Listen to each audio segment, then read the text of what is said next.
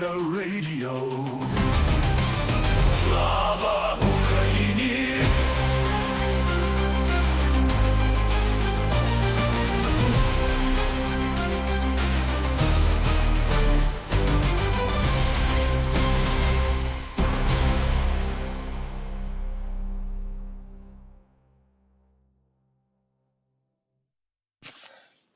Hey everyone, hello, Tango Whiskey.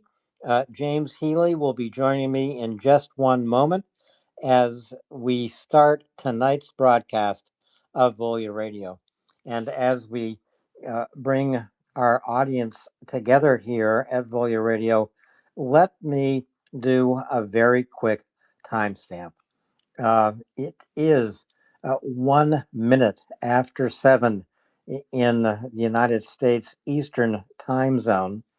That means it is 1 minute after 2 a.m. Kyiv time, 1 minute after midnight in London, 4:01 p.m. on the West Coast. Sometime in Perth, Australia, I'm going to suggest it's 7:01 a.m. We'll be getting this episode of VolyaRadio going shortly. I want to welcome my co-host, James Healy. Our guest tonight is Tango Whiskey Dog. I'm just going to call Tango Tango.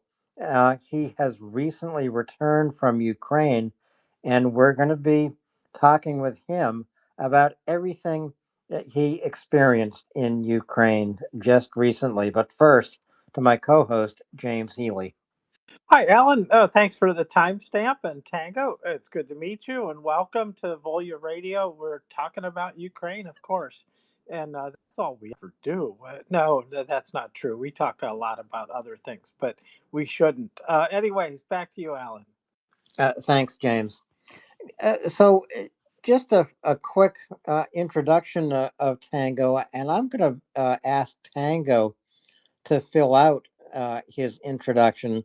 But Tango has visited Ukraine, I believe, 4 times, delivering various kinds of supplies, primarily humanitarian supplies, to cities in Ukraine and probably somewhat close to locations behind the zero line, Tango?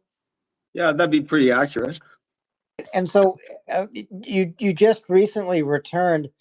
Tell me about your latest trip to Ukraine. When did you arrive? What did you bring with you? And especially, what kind of essential supplies did you carry with you? Well, I flew into Warsaw. Pretty much every time I've gone, each time I've flown into Warsaw, and then the first 2 times I would go to the border at Przemysl, the Medica border crossing by myself, carrying bags of stuff, and then cross on foot. It's not that difficult, and then continue on to Kyiv by train. But the last 2 times I've flown into Warsaw, and I've been able to get tickets for the overnight sleeper train to Kyiv. So it's a heck of a lot more convenient than tackling the border crossing, especially when you're carrying like bags full of drones, which was the case in the first 2 trips. And then you got to get to Lviv, and then you got to catch a train from Lviv to Kyiv. So that's been the approach the last 2 times. And on the last 2 trips, the first 2 times I was always working by myself, trying to. I mean, the very first trip was immediately after the war started, right? So effectively, there was no organization whatsoever. And my real objective was just to get to Kyiv and get drones in the hands of units that were immediately fighting to the north of Kyiv. And, you kind of, the first time, it's hard to describe what it's like to go to a country that's at total war. A lot of men especially are very interested in military history, so you've read all these different books about history, and you kind of have this idea, well, it'll be like a Western country, and there'll be some organization, there'll be people that you can arrive, show up at, say, hey, I've got this stuff for your people, your units? Can you make sure you get these drones to the best units? But there isn't anything like that, right? And even to this day, like there isn't really a central coordinating authority to do that. And so anyway, at least that first trip, it was just show up in this deserted city with these drones and figure out a way to get them, identify and get them into the hands of the units that had experienced pilots. Fast forward over 4 years, here we are late, 1,600 days later, I think, of fighting. It's way smoother for me personally and Ukraine as a whole, because the volunteer sector, which has been such a key part of supporting the fight by the men and women on the front lines, there's just a lot more organizations that now have their processes, and especially for me personally, because I decided to link up with Ukraine Aid Operations, UAO, or Ukraine Aid Ops for short. It's just a heck of a lot more simple. They've got this great organization. They got a warehouse in Kyiv. They've been incredibly successful at delivering battlefield assistance where it's got to go. So when you ask the question of like, well, what kind of stuff do you show up with? Well, the last time I had my carry-on baggage, and that was it, right? I didn't need to take anything, because all I do in that relationship is I send them money, and what they let me do is show up and visit on delivery trips that are supplying things to units, and I wouldn't even say that I'm giving money on specific items and the specific item is being handed over to a specific recipient. I don't really bother with that so much anymore. It's really just money going into the overall contributing budget, and then I go along with the team out of the warehouse in Kyiv on delivery trips, and it's been fantastic. Well, it is fantastic to visit Ukraine. I take pretty much the same route, Tango. I fly to Warsaw. I usually catch an overnight bus well, it's not an overnight bus, it's just a long bus to Lviv. It's about an 8 hour trip. And, everyone travels a little bit differently. If you're young, it doesn't make any difference how you make your connections. If you are old, you want to build in some rest days for yourself so that you don't stress yourself to arrive in Ukraine. But it's a relatively easy trip to make. It's a safe trip to make, and like Tango, you do want to have contacts to meet when you get to Ukraine. So on this last trip, Tango, and you just returned to Canada not that many days ago, I guess. So you were in Lviv, in Kyiv, and maybe 1,500 kilometers around the rest of the country. Where else did you go? So, like I said, that was my second delivery trip with UAO. And so the general format is there's the day of arrival, meet a coordinator, get yourself settled, and then the next day is typically going out to the warehouse, packing the vehicles to leave. That might take 4 hours, something like that, because there's usually, in the two trips I've done, I think it's about 15 units in total that we've delivered to. And usually the format is that not only are you going to be handing over the equipment that the vehicles are stuffed with, but probably two of the three or three of the four vehicles will also be left with units, which is great, right? Like this last trip, the vehicle I drove out from Kyiv, we went to Kharkiv. That was the first night. And it was a Nissan Pathfinder. It's very robust, very solid vehicle. And then basically the first day of deliveries was all of the items in that Pathfinder, which was stuffed. generators mostly, and EcoFlows, some Starlinks, and a few drones, but it was really focused on generators and EcoFlows. This particular trip, I'd say, was like 80% of the load. And once that vehicle was empty, 2 soldiers showed up. Because of the expansion of the drone threat, the first time in 25 last year, we were going out probably pretty close to what the gray zone would be called, and we would be actually billeted or staying overnight with units that we would have met. And the format has changed. We don't go to Kramatorsk anymore. Kramatorsk is under direct artillery threat. There's daily FPV strikes in Kramatorsk, so it just doesn't make sense to take that risk on, right? So this time it's basically, first it's Kharkiv, and then after a day in Kharkiv or a night in Kharkiv, where basically you're picking a hotel that's got a good parking lot, and then in the morning you get to the hotel late, in the morning come down, and then the soldiers start arriving, and typically they're always going to be in civilian clothes. Civilian clothes driving civilian vehicles. And that's become important because it's quite probable that Russian Molnia or Zala, some of what the military would call ISR drones, the drones that are 4 or 8 hours in the air, they're always overhead, right? You just don't know it. So you don't want a situation where you have multiple military vehicles showing up, you got guys getting out and then loading up piles of equipment into vehicles and then leaving again. You want to avoid that. So that was the first day, Kharkiv, and the first vehicle was handed over to a team of really, I was really, really happy with the 2 guys that showed up to take that vehicle. I couldn't think of a better, more effective pair of individuals to hand over a really solid vehicle to.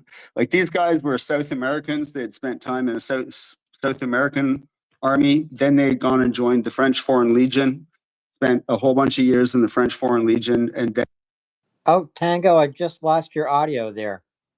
I may Am I need back? Oh, you're back. Go ahead. Okay. I realize it's my phone timing out. So, yeah, where did I get cut? Where did I stop speaking out there? That you met soldiers with a civilian vehicle, and I understand all the reasons for a civilian vehicle. They were South American soldiers, Right. and you were very pleased to turn over the car and equipment to them. Yeah, they were great soldiers. But they by no means were the only just top-notch soldiers that day, and in fact every day. And the the Ukraine aid operations, I used to try to do this on my own. I had relationships with people from the first trip, and then several of those relationships, those people moved on to really important tasks. Like my second trip was in 23. Because the guy who helped me distribute the drones to the best units that we could find outside of Kyiv, he went on to join 47 Brigade. And 47 Brigade received Bradleys. They went trained in Germany, and they were given the task, obviously, of breaking the front line. So that was really a big focus of mine in 23. Was trying to help his Bradley company get ready thermal. I got them a thermal drone for night reconnaissance and night vision device for him, so he could operate outside of his vehicle with night vision, and just a budget for him to get different stuff done for his company to help get it ready.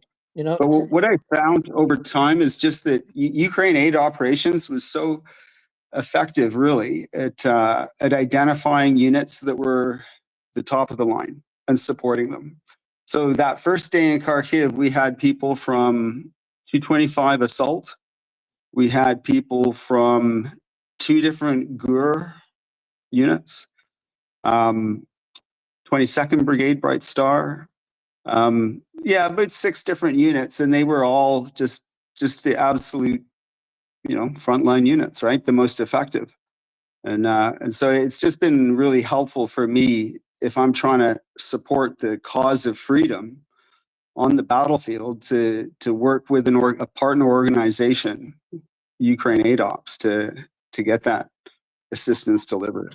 It's interesting you mentioned the 47th, and correct me if I'm wrong, but just from memory, the 47th is a mechanized brigade, and when you talk about their Abrams, just in terms of a historical context, you can go back to the counteroffensive that General Zaluzhny designed and tried to lead back in 2023 and 2024. And the only reason I bring this up is he had requested 500 Abrams for Yeah, this offensive. He got 32. that's Uh, right. he was, of course, the first commanding general, relieved and replaced by Alexander Syrskyi, who just over the last couple of days has been relieved and replaced by General Drapati. And there's a historical context to all of your trips, Tango. Yeah, I'm not sure what you mean by the historical context. Well, I What guess what I specifically? mean is this, in 2023, 2024, Zaluzhny wanted tanks Right. and to be assisted with some reconnaissance drones and that kind of thing. Yeah. Today, in 2026, Ukraine doesn't want 500 Abrams tanks, frankly. They are Yeah. relying on themselves to produce 10 million drones this year, 20 million drones next year. They're also in the business of designing and manufacturing new ballistic missiles. I'm simply saying the whole war has changed. Even if you brought drones in the early time of the war, they weren't the kinds of drones that Ukraine is producing and designing itself today. Yeah, I'd say that's 100% true. Insofar as we've had like what, three major revolutions or evolutions in warfare that's happened in this war. At least three, possibly more. Step through Right. those. So the very Could you step through those? yeah. So the first time I used to be a soldier in armored reconnaissance. And that's how, as soon as this invasion kicked off, I was sitting in my apartment looking at this stuff going on YouTube and watching YouTube videos of demobilized Ukrainian soldiers who had served once in the army, driving their civilian vehicles, wearing civilian clothes, out to intersections to try to, and being given javelins and these Western munitions that were arriving, thanks to the British and these other European countries, mostly, I think, just immediately those first few nights. And that's so the very first revolution that I knew was going to happen with drones, and I knew it as soon as I saw it, was going to be that the ability to conduct reconnaissance by air in the hands of every small unit was going to change the battlefield. I knew that immediately. And I also understood, and I'm not saying this for ego reasons, I'm just saying it because it's just one of those things that I think we all have periods in our life where we instinctively know something is going to change. And I knew that warfare was going to change. And I said, that's why these guys got to get drones, and it's going to be impossible or very slow to get those drones to the battlefield, to the units that are on the battlefield, unless I take them there myself. Right? Like it just would have been like a month or something, maybe, if I was just giving money to some organization that was standing up to order drones to then get them across the border and then find units and so on and so on and so on. That would just take it too long. So the first evolution was just the employment of drones at a tactical level to know what was going on immediately around the unit on the battlefield. That's evolution one. That was 22 and through into the summer of 23. And then the summer of 23, and I got to give a big shout out to you guys. Alan, I've heard your voice on the air, well, 4 years now or something. Chuck Farr, the early version of Volya. And, the whole OSINT community that also grew up around the whole Ukraine war, and the monitoring of the situation by guys who just clearly love to obsess, and I mean this in the entirely nicest possible way, to geek out on counting every destroyed armored vehicle and geolocating it. You know, guys like Andrew Perpetua, there's the French guy Clément Moulin. All of that whole huge community was so crucial in spreading awareness and letting the ordinary guys like all of us to understand what's going on in this absolutely huge titanic struggle, right? Like that's truly the benefits of the internet, is being leveraged for everybody to be able to understand what's going on the battlefield. And in 23, this was the second evolution, was that I saw in July of 23, just as the counteroffensive, and that was when I was there. And I went to Kramatorsk, and I was trying to think ahead of what was coming. And I'd noticed that a couple of small civilian units, because the Ukrainian military was expanding so rapidly, going from 100,000 people to 800,000 people, right? That at that stage in the war, there was still a role for volunteer units to basically just embed with Ukrainian army units and be their drone capability. And at that time in 23, Perpetua and this guy called Daniel Hartree Falk is his name on X. They started counting every single FPV strike that came out on X, and at that time the counteroffensive failed. And anyway, long story short, it forced me personally to rethink my entire strategy of how I was trying to help the cause of freedom win on the battlefield. And it was those guys and you guys and everybody that put effort into putting this information out there, War Spotting and all these other organizations, and usually it's just a single guy. You know, back then, like there was like 200 FPV strikes in a month, just this crazy small number. But it was obvious that this was the next evolution of warfare. And so I actually totally changed my strategy. I stopped supporting the 47th. That was just an absolutely gut-wrenching, terrible, brutal story to be witnessing, as this brigade that had the hopes of an entire nation on it just shattered on 2 million mines in minefields. And these guys going forward at unbelievable cost and bravery, with insufficient equipment and all of the different reasons for why the counteroffensive failed. And just like you said, you know, the United States had, I don't know, 4,000 Bradleys sitting in a desert storage, 2,000 Abrams, this kind of thing. For sure that Ukraine could have been armed differently. But that's out of all of our pay grades. We can't do anything about that. All we can do is do what you do, which is to bring attention to it. And in my case, try to do what I can do as an investor, as an entrepreneur, to think about how can I bring the maximal point of impact at the most important time. And so I personally changed. I stopped trying to support large units, try to support individual units inside large units that were going to get important battlefield tasks. And I just focused on the rise of the FPV. I'm not We sure. still good there? You're fine. Not sure what that was, James. Yeah. Okay. I'm not sure exactly either. Okay. Well, I'll just press on then. So I focused on trying to find small individual makers of FPV drones in Kyiv.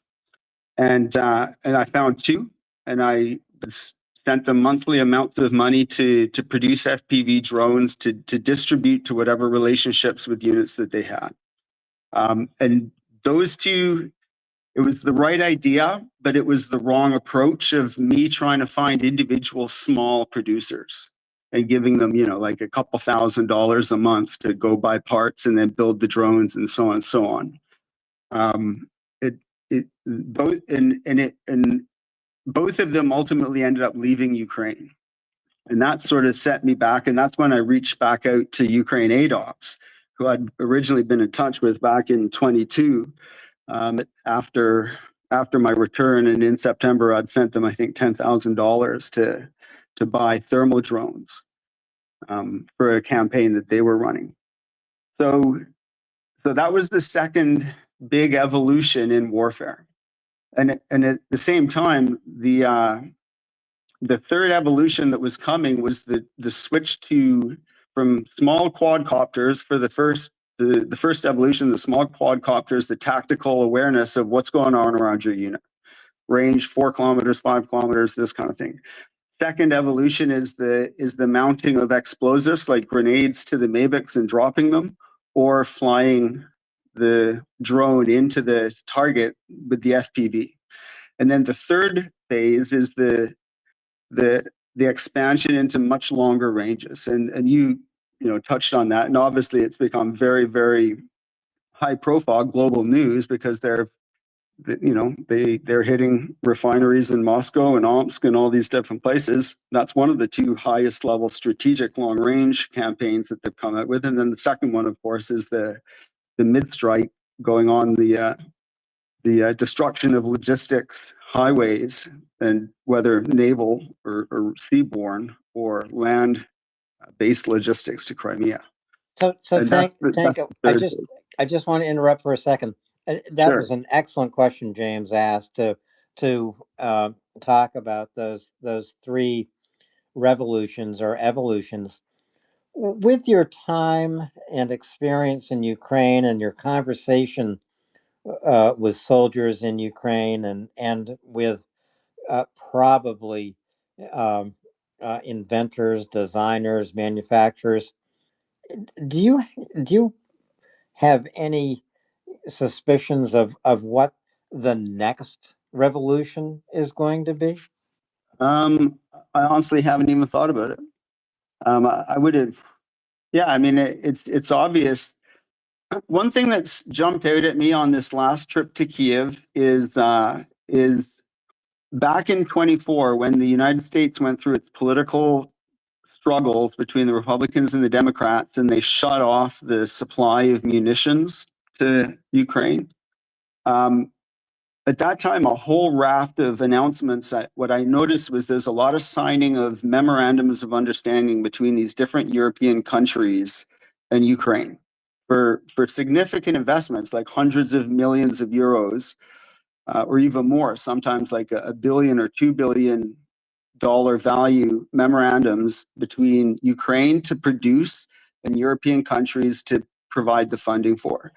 And what was really interesting, I took a bunch of photos of them, was the bus stop ads from drone manufacturers for these long range and mid strike drones. You'll see them everywhere in downtown Kyiv, like around the Maidan, Krashatik Street, Saint Sophia, the cathedral, like that whole downtown area of Kyiv.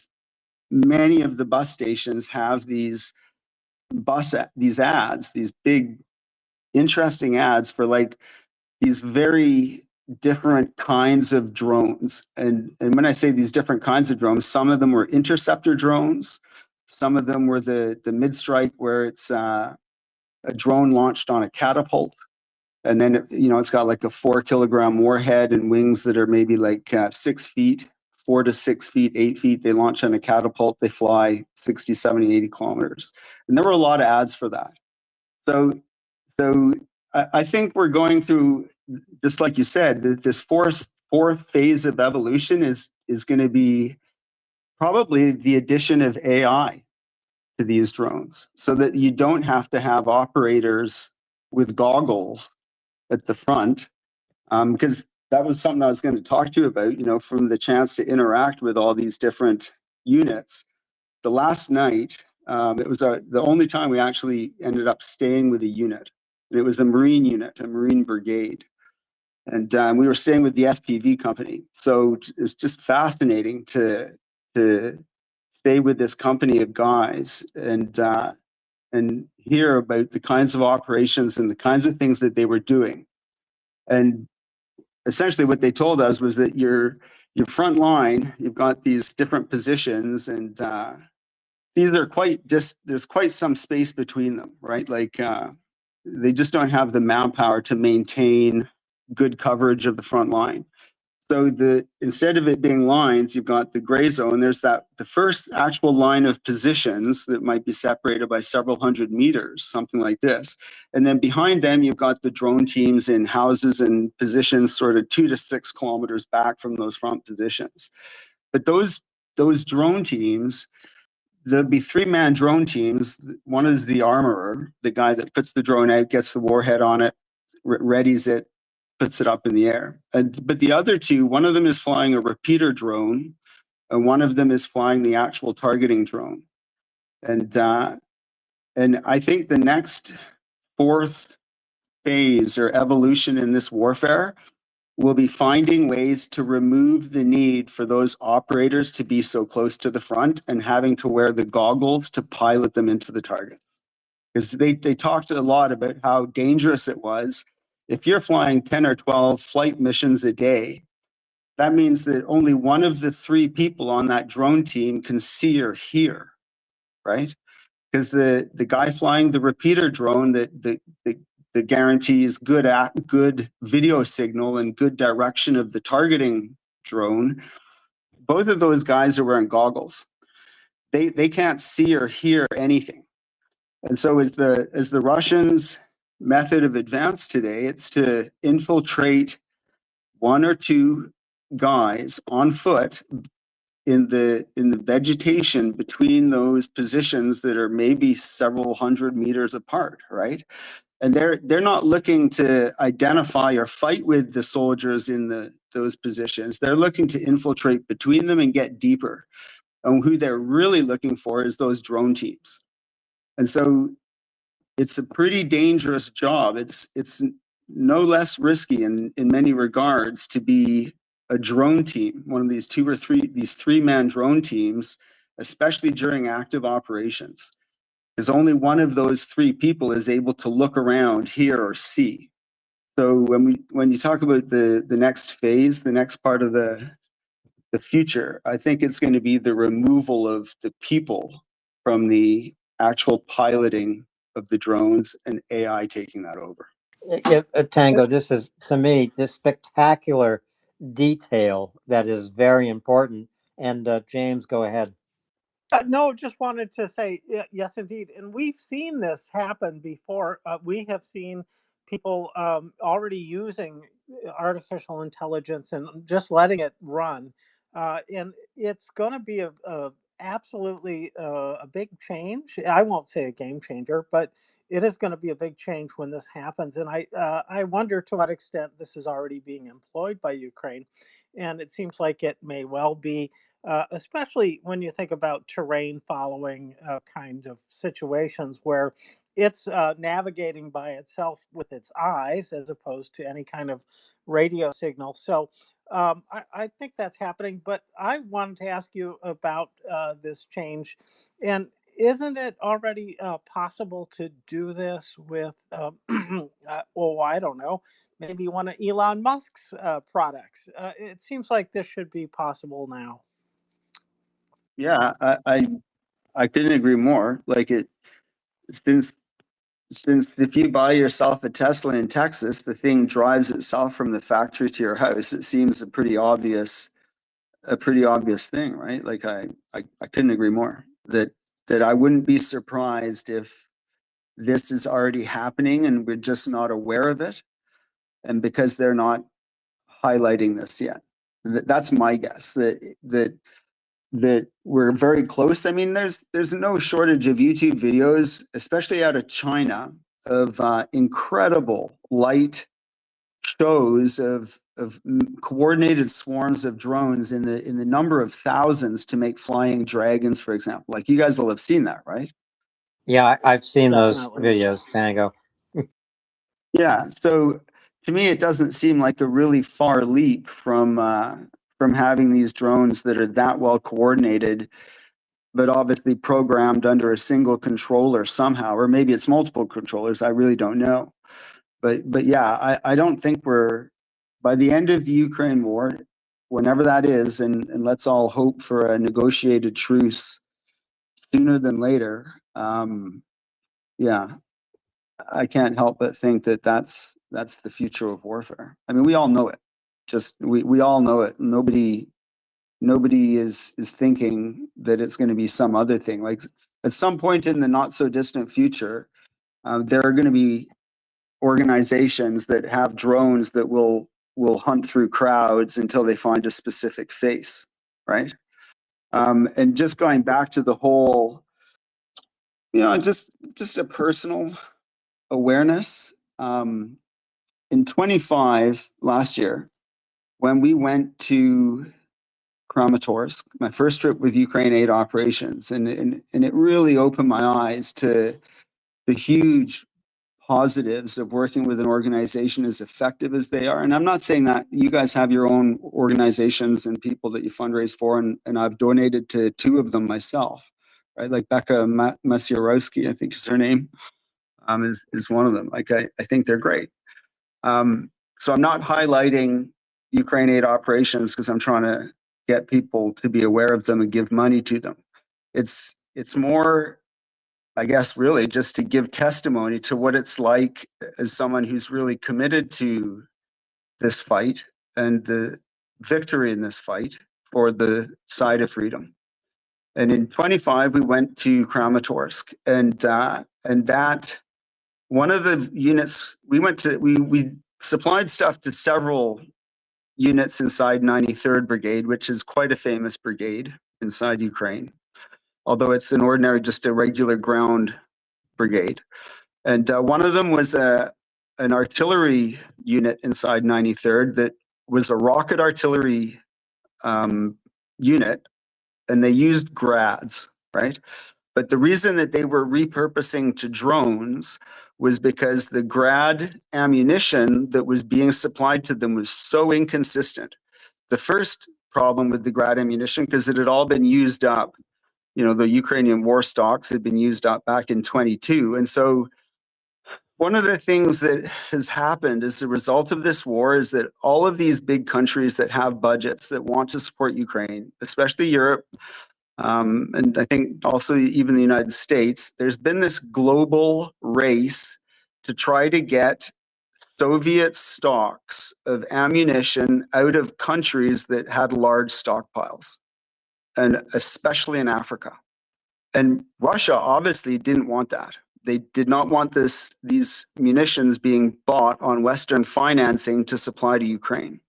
And so I'm 100% sure that an enormous amount of the increased strife in many countries in Africa is a direct result, I believe, of Russian intelligence trying to create as much problems as there is internal to those countries to make sure that those countries do not think about selling their own munitions.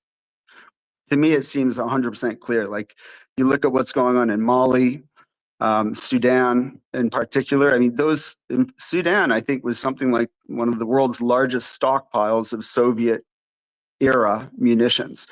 And so to bring this back to the grad unit in 93rd Brigade, the Ukraine war has exported bloodshed to many other countries around the world because the Russians, the Russian intelligence agency, FSB, I believe, is trying to create as many internal conflicts in those other countries so they don't sell their munitions.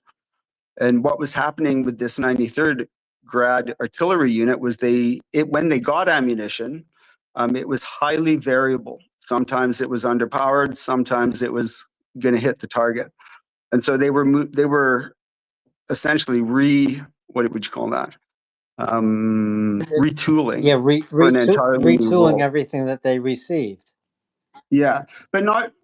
They maintained the capability to be a grad rocket artillery launching unit, but they were adding drones to it because they just simply didn't, a lot of the times, have the ammunition to do something with.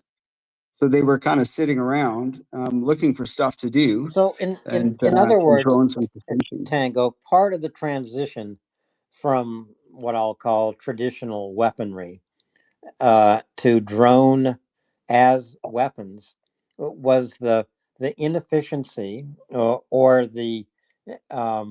or the outright failure of those Soviet era weapons that Ukraine was fighting with. They could be more lethal and more efficient if they transformed into a drone unit. Yeah, possibly. Yeah, yeah. There's some truth to what you say. They would have a wider tool set of things to use, and just to relate a story that was one of the kind of really memorable things about that trip in 2025 was being with that Grad artillery unit in Druzhkivka. They had anyway, it wasn't it was near Druzhkivka. Going to their barracks and then going into the basement and watching on the command post screens, because it was a relatively small unit, they only had maybe 6 screens, but one of the drones was following what looked like it looked, you would immediately have said this is a Ukrainian prisoner who has been taken captive by 3 Russians on a position that the Russians had just captured. And so when you say that the unit would be more effective, I don't think they would prefer to have had ample Grad munition from wherever they got it from. That's what they would have preferred. But since they simply didn't have enough Grad ammunition, and they very rarely got fire missions at that point in the war anymore, they were adding to their tool set. And what was happening, it was just so surreal to stand in this basement watching these screens with these guys. These 3 Russian prisoners with what looked like a Ukrainian prisoner, and the hands were taped up in blue tape, looked a little bit different than the Russians. It was so interesting to watch them studying this situation, and maybe in about 2 to 3 minutes, they talked back and forth amongst themselves in Ukrainian. I don't speak Ukrainian, and the guy who was our translator, who spoke some English, told us that they decided that they didn't think that the Ukrainian prisoner was a prisoner, that they thought that the Russians who had taken this position from the Ukrainians had dressed up one of their own soldiers as a Ukrainian and taped his hands so that the Ukrainians wouldn't hit the position with artillery to kill those soldiers.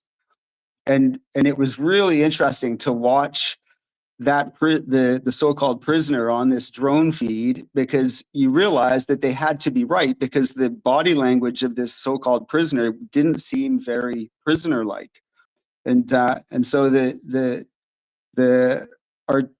Grad unit, which was no longer really a Grad unit, then they used a drone. There's a drone explosion. There's a small puff of black smoke. There's an explosion, and the Russians disappeared. And the Ukrainian translator said, well, they think that essentially what the Grad unit had done is send an FPV to see what would happen next.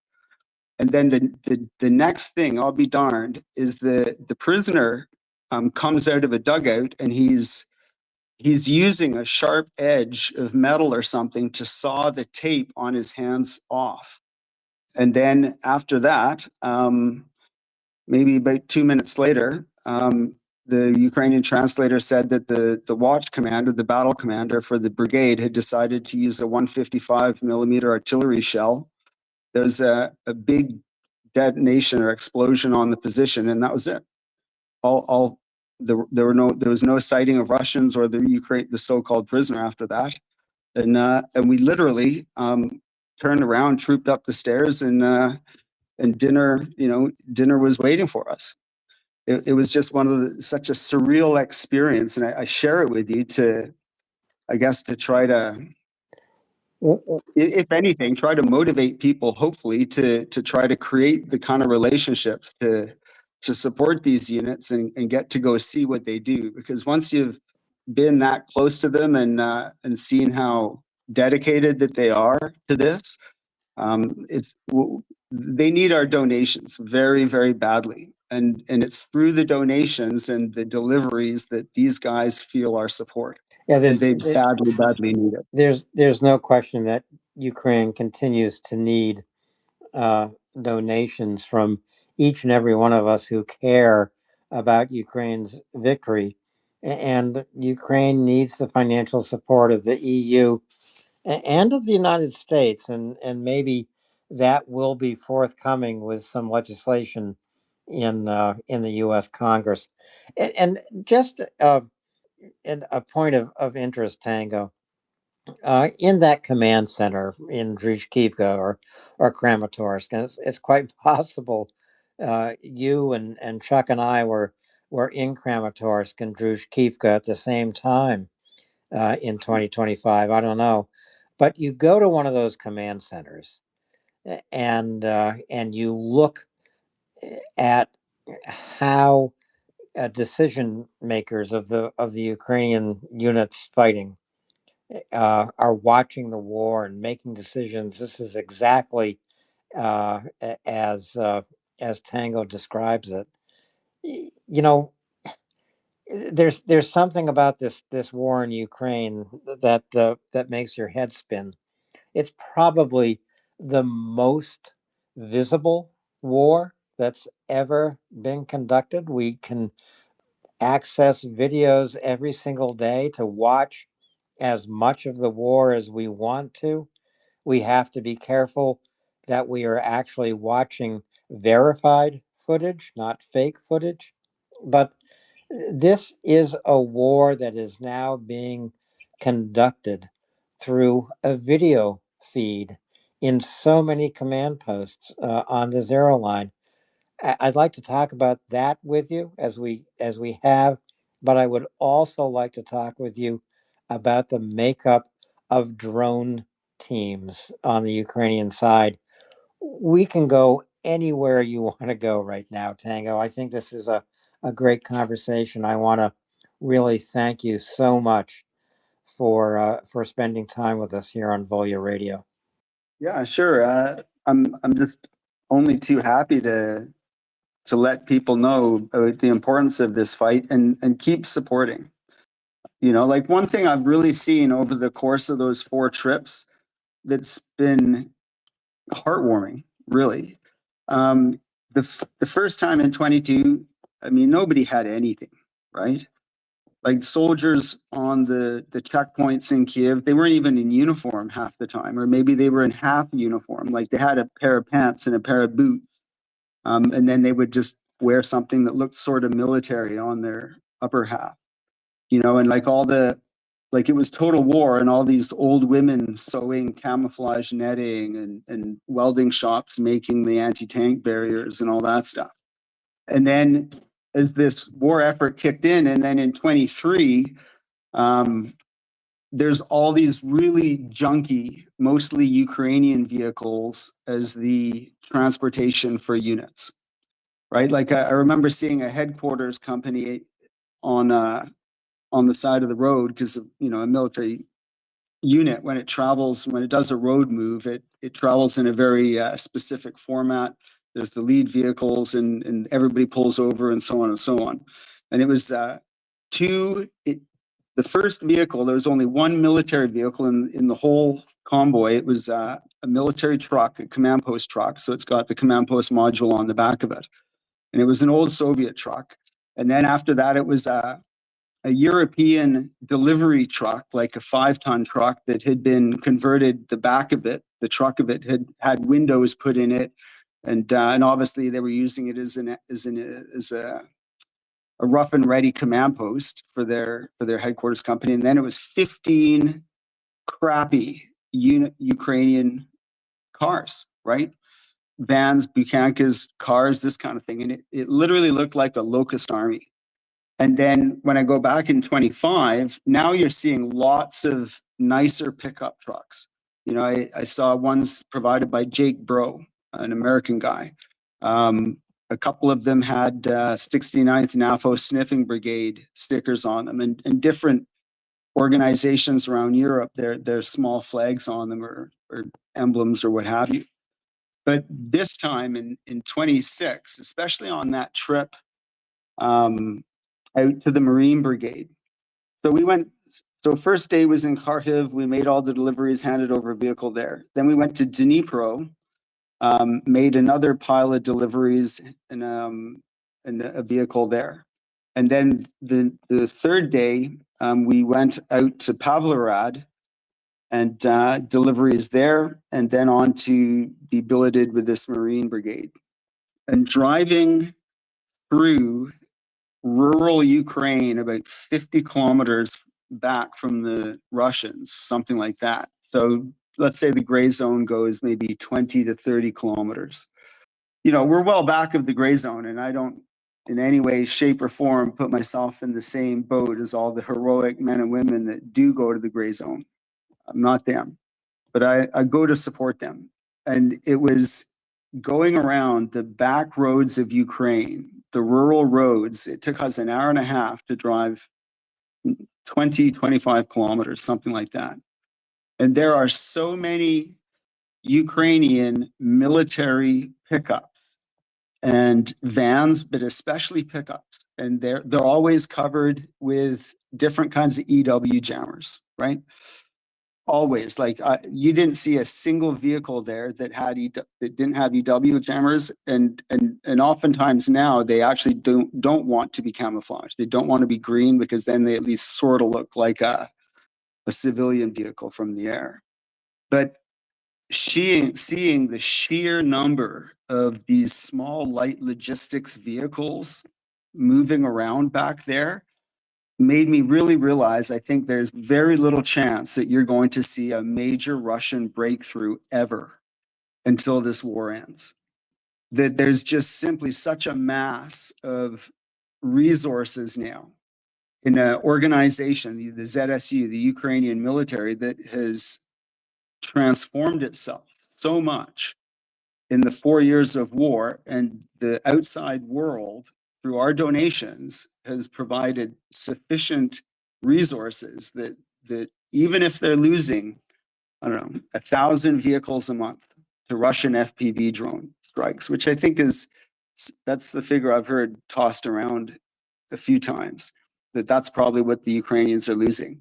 Even at 1,000 vehicles a month, I think there's almost no chance that the Russian military is going to achieve any kind of a significant operational level breakthrough. The mass on the Eastern Front is just too deep, too dense, and they have sufficient resources to make sure that even though the frontline positions are maybe porous and that the Russians are going to be able to slowly infiltrate through, looking for those drone teams and looking to you know, if they can get deeper, like 10 kilometers, set up ambushes for infill and exfil to stop that and to stop logistics supplies going to those forward positions. You know, it's very encouraging. That it was just really encouraging to realize that based on what I saw driving around this rural part near Pavlohrad, which is, you know, maybe, like I said, 50 kilometers from the front lines, and that there's just no real hope for the Russians to make a significant, massive breakthrough. There just isn't.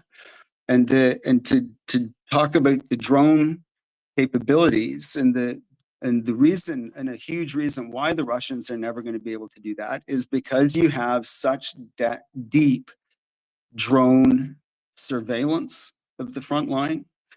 That's huge.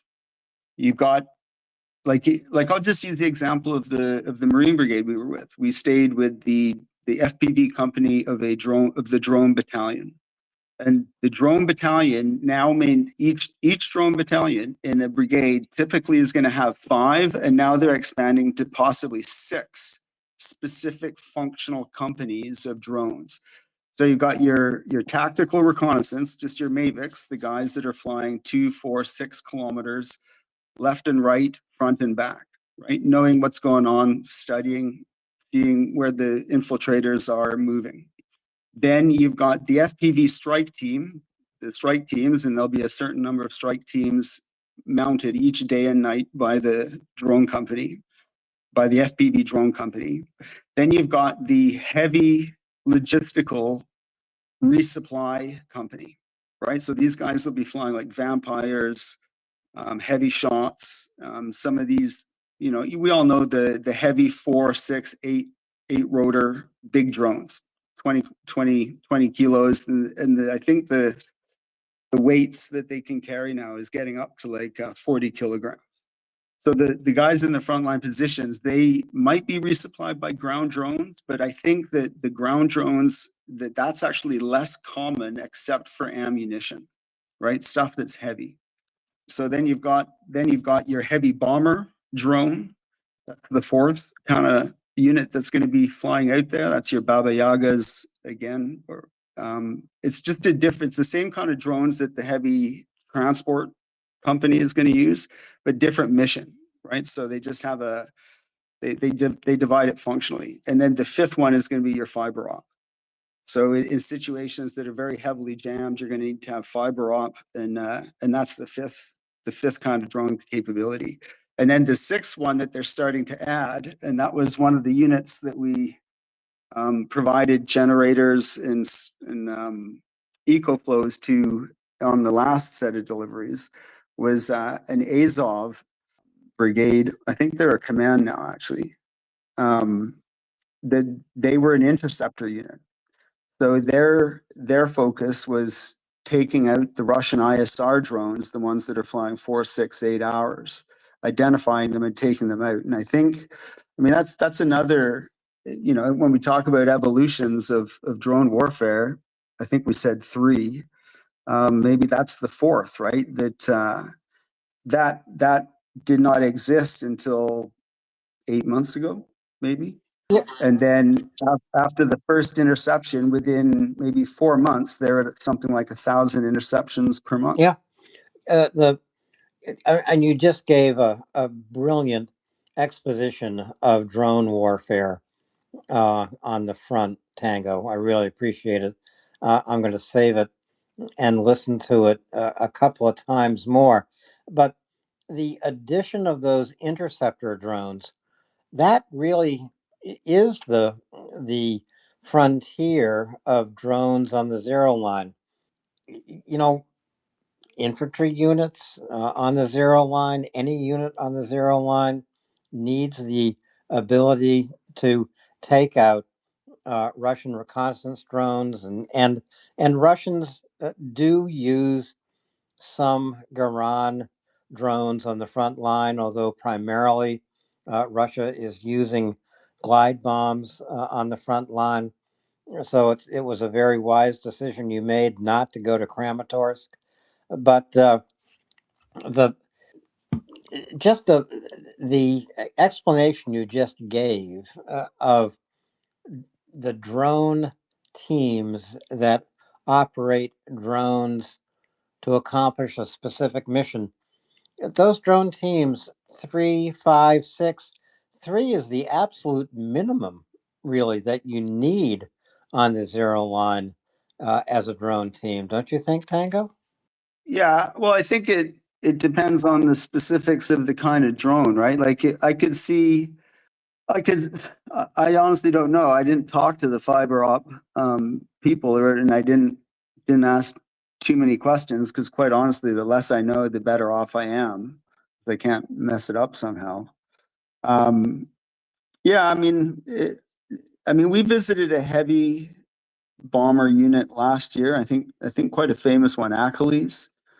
You see them on the leaderboard quite often, and so in 25 we visited them at some field exercise they were doing near Kharkiv, and it was a surprisingly large number of people who were there. Right, like these drones are big, they're heavy. It seems unlikely to me that you'd be able to operate one of those without at least 4 or 5 people in the overall team. Like I honestly wouldn't know, but I'd say you're probably right that 3 would be about the absolute minimum, and it'd be always better to have more than fewer, because if you've got to have a repeater drone as well as the pilot, those are 2 guys that can't in any way, shape, or form defend themselves. So the more people, the better. But the fundamental problem is if your brigade has 3,000 positions on paper, but you only have enough people to fill 60% of them, you're going to struggle really hard to maintain the kind of coverage and capability that your commanders are going to be calling for. Like they are tired people out there. We should talk about that a little bit in two ways.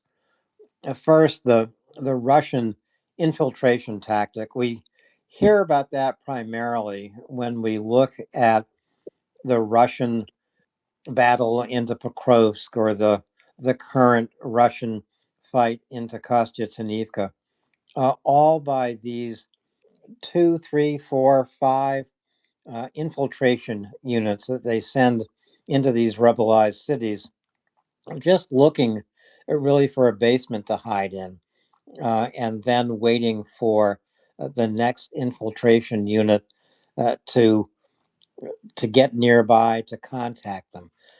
But the other infiltration tactic that the Russians use is on the zero line itself, and you alluded to this.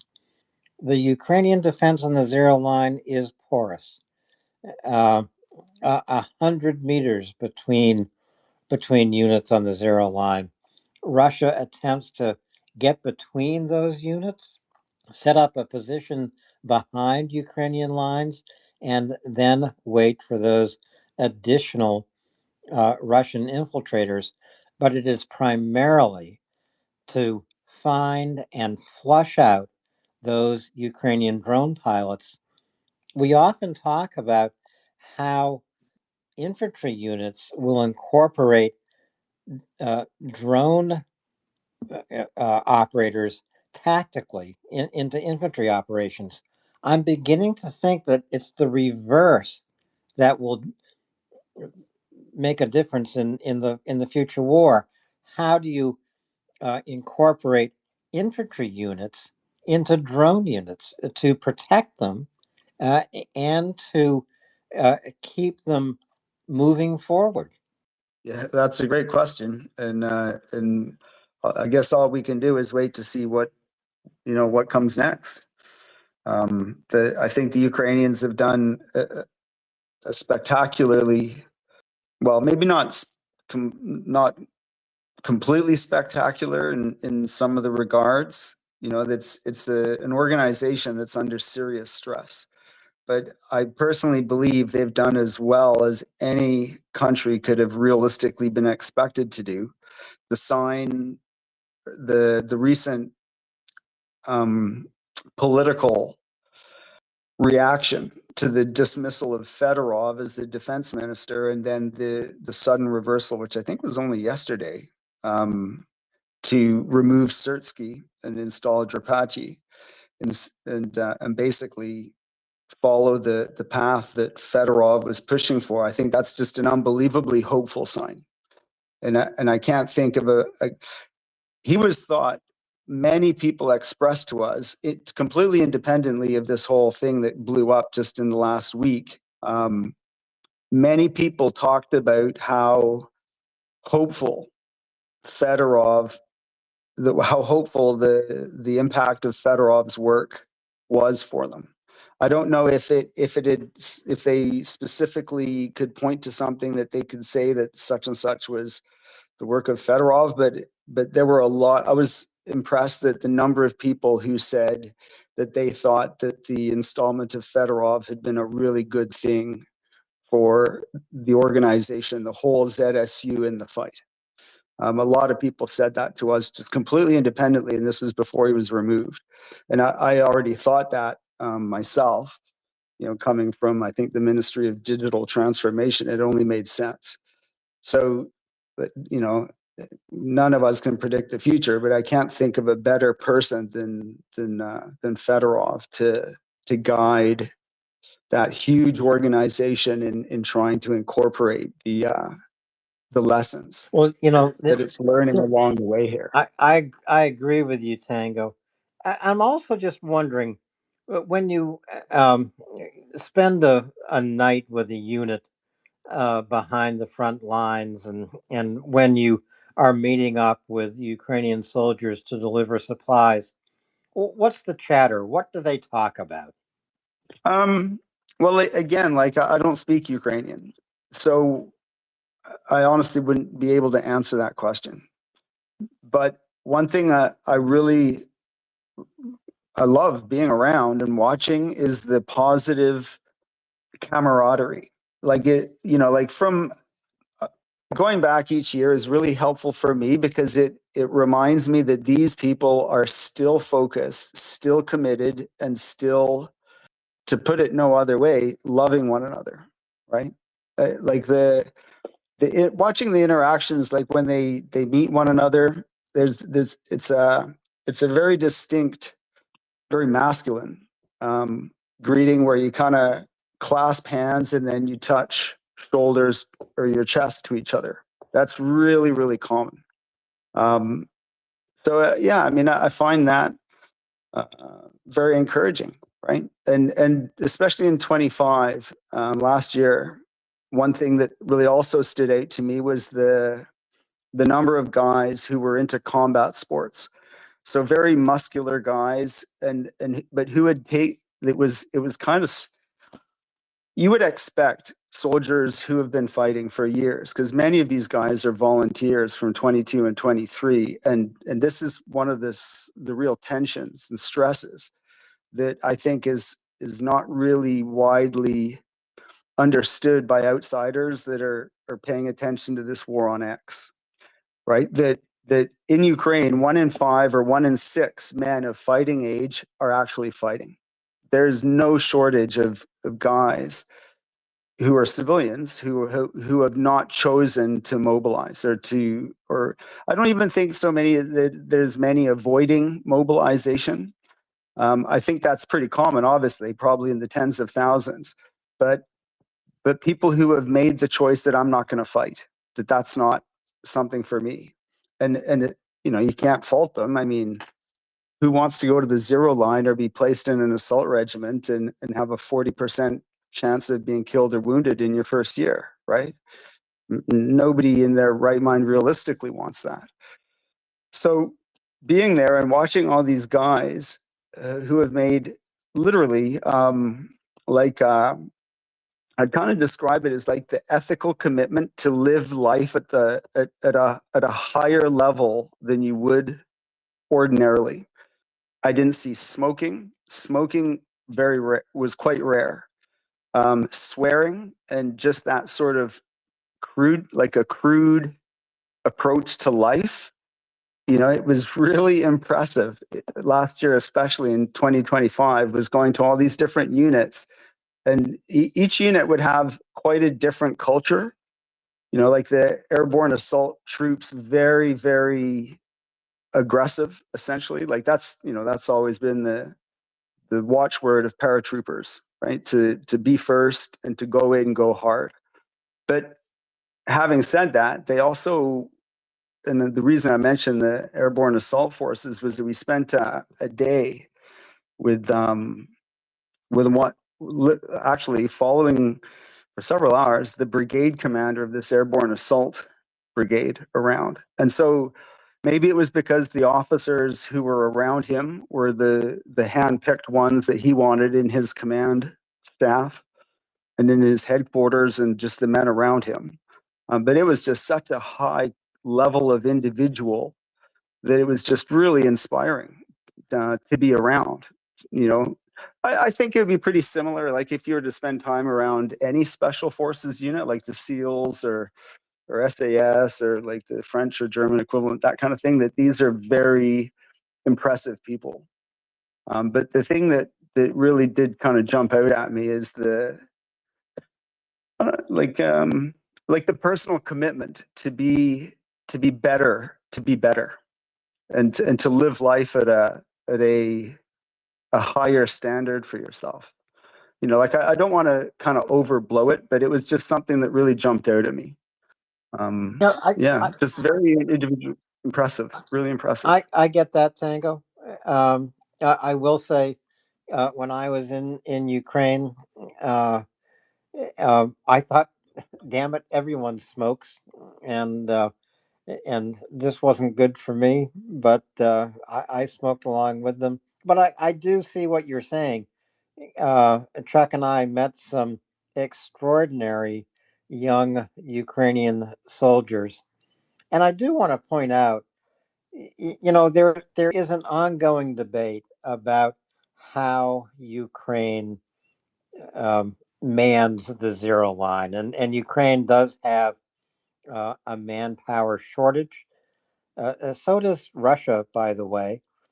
Uh, they are for much different reasons, but there is no young Ukrainian in Ukraine who is not contributing in some way to the war effort. They may be working in drone factories or drone repair shops that are spread all over the country.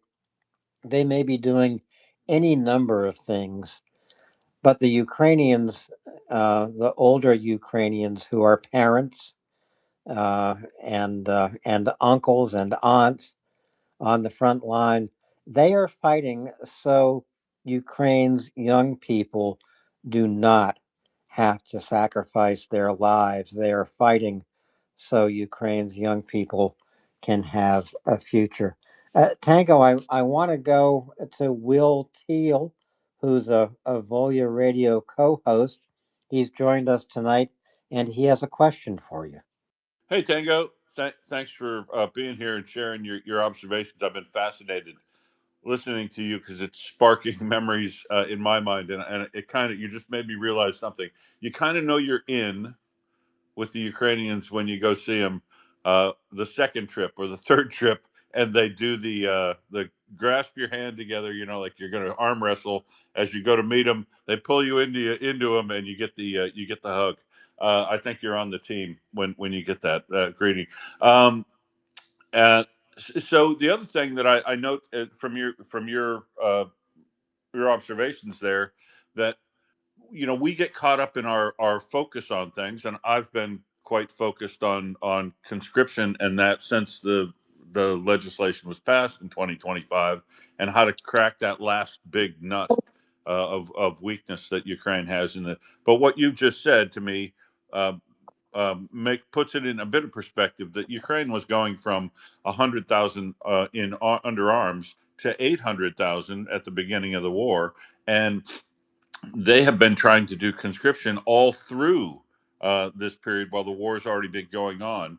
And in comparison, I compare these things regularly to the United States or Canada or Australia or Britain or wherever, all of which all these liberal democracies use conscription to fill up their forces during wartime. But the difference is that, Ukraine has been doing its conscription all during what war has already commenced. The United States, uh, and despite that, the refusal rate or the evasion rate in Ukraine, we've looked at it, it's no higher than the United States was during the Vietnam War. So it's, we focus on being able to fill the spots, but the truth is Ukraine is experiencing the exact same level of evasion that a country already at war exposed. If you look at the United States, for instance, conscription was virtually done by the time the United States was involved in the war. Only one major battle at Betio had taken place by the Marines by the time they'd finished conscription. So it's a big difference conscripting people into a war that might happen versus conscripting them into a war that is happening. And the key comes down to what you had said, that sense that I'm going to survive this war, and that's the key thing. But my my observation to you, and your my comment on your observation is that you've made me realize that once again that this is not an atypical situation, and it is completely solvable by the things we've been talking about recently in relation to standardizing training and increasing the knowledge, essentially doing an advertising campaign inside Ukraine to make people aware that volunteering for or being conscripted by the Ukrainian military no longer means, or never meant, but it does. This is why I refuse to call mobilization. I refuse to call the conscription being done in Ukraine mobilization, because Russia has used up that word to be what Russia's doing. That's not what Ukraine is doing. And if they were able to advertise that fact and standardize across the nation uh, for basic training and and filling up all the units uniformly, they'd go a long way toward solving their manpower problem. I think. What do you think about that premise? Sorry, you'd have to say again what the premise was. Your Ukraine, comparison is Ukraine still Ukraine still has manpower problems. They're not the issue you talked about with the units not being full, and the units not being full uniformly could be is solvable, provided they unify and standardize their basic training, and advertise to the population that everybody who goes in is going to get 4 months of good training, and you're more likely to survive than not, especially if the numbers go up. As numbers go up, survivability goes up. right. One of the guy who I met from 47th Brigade, after 4 years of him fighting, I was able to reconnect with him as my last day before I left Kyiv, and it was a great meeting. It was very it was just awesome. And he said that, so he's served in now 1, 2, 3 mechanized brigades, including Magyar Brigade, and then has moved on to bigger and greater things, doing some really important work. And he said that there's 4 things that any military has to have if you're going to be willing to join, whether voluntarily or willingly go if mobilized. And that's going to be, number 1, you got to be well paid. Number 2, you've got to be sure that you're going to be well trained and used correctly. Number 3, that you have trust in the commanders you're going to be serving for. And number 4, if something happens to you, killed or wounded, that your family is going to be taken care of. And I'm super happy that finally, I've always felt that the people serving in the trenches and in the assault regiments, they should be getting paid $5,000 and $6,000 a month, right? Like if these guys are going to volunteer to go and do that stuff, even the mobilized, but especially those that volunteered who have been doing this for 3 and 4 years, they should be getting paid 6, 8, 10 times the salary of the normal person. And I'm really happy that finally, it sounds like they are going to get close to that, because I think they actually are. Like they're having no shortage of South Americans who are looking to go to Ukraine and fight, because under the reforms that were announced, I don't know, a month ago or something like that, if you were on the zero line for 30 days, you were coming home with maybe as much as $7,000. And that is exactly the kind of reward that you should have. But the one thing I'd say is that the background of Ukraine specifically, because I've really gotten into the history of Ukraine and especially the Holodomor and the struggles of the Ukrainian nationalist organizations inside Ukraine in the 40s and 50s and World War II, the Great Depression, and then Western Ukraine having essentially 4 different rulers over the space of just a few, like 2 decades kind of thing. The problem is that you had this massive, the corruption and the social turbulence, like the replacement of entire ways of living and thinking under communism, right? Like communism had to completely reorder thinking, and it did so through violence. And then that new system won World War II with outside support, and then you had this quite positive, I think, experience for some decades in Ukraine, and then the whole thing fell apart. And then you had this brutal difficult period of the 1990s and early 2000s to survive, and all the rampant crime and corruption that came with that.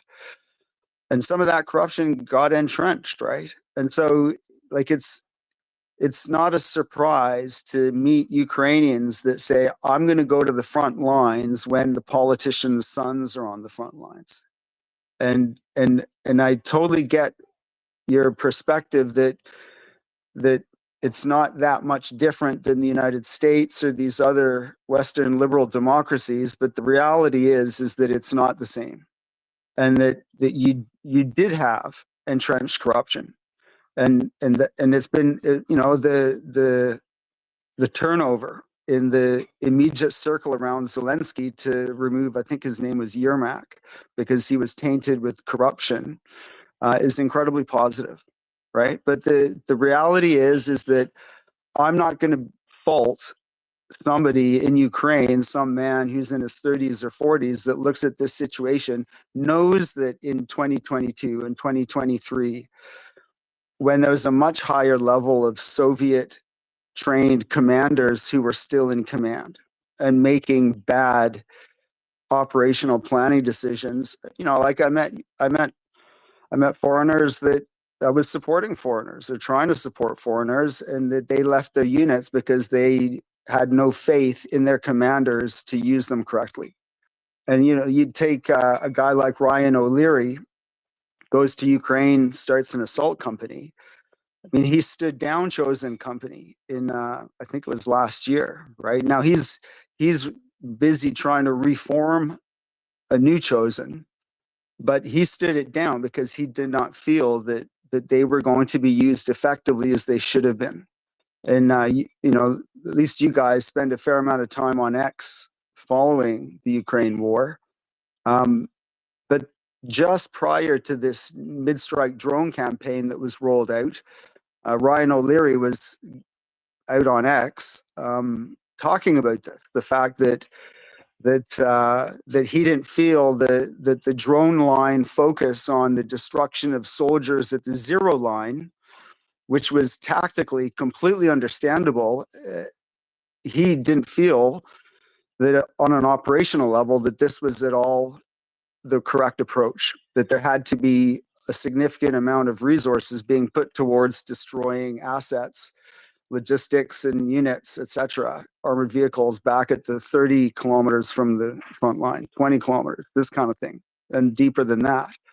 And I don't know, as I thought at the time, well, that's really important that you're highlighting this, and only for me underscored how effective a soldier he is. I also figured that there's no way you're the only person to be thinking of this stuff, and that I think a big reason why the mid-strike campaign took a while to get going was partly because it took, I think, literally about 18 months for all these MOUs that were signed with European countries back in 23 and 24.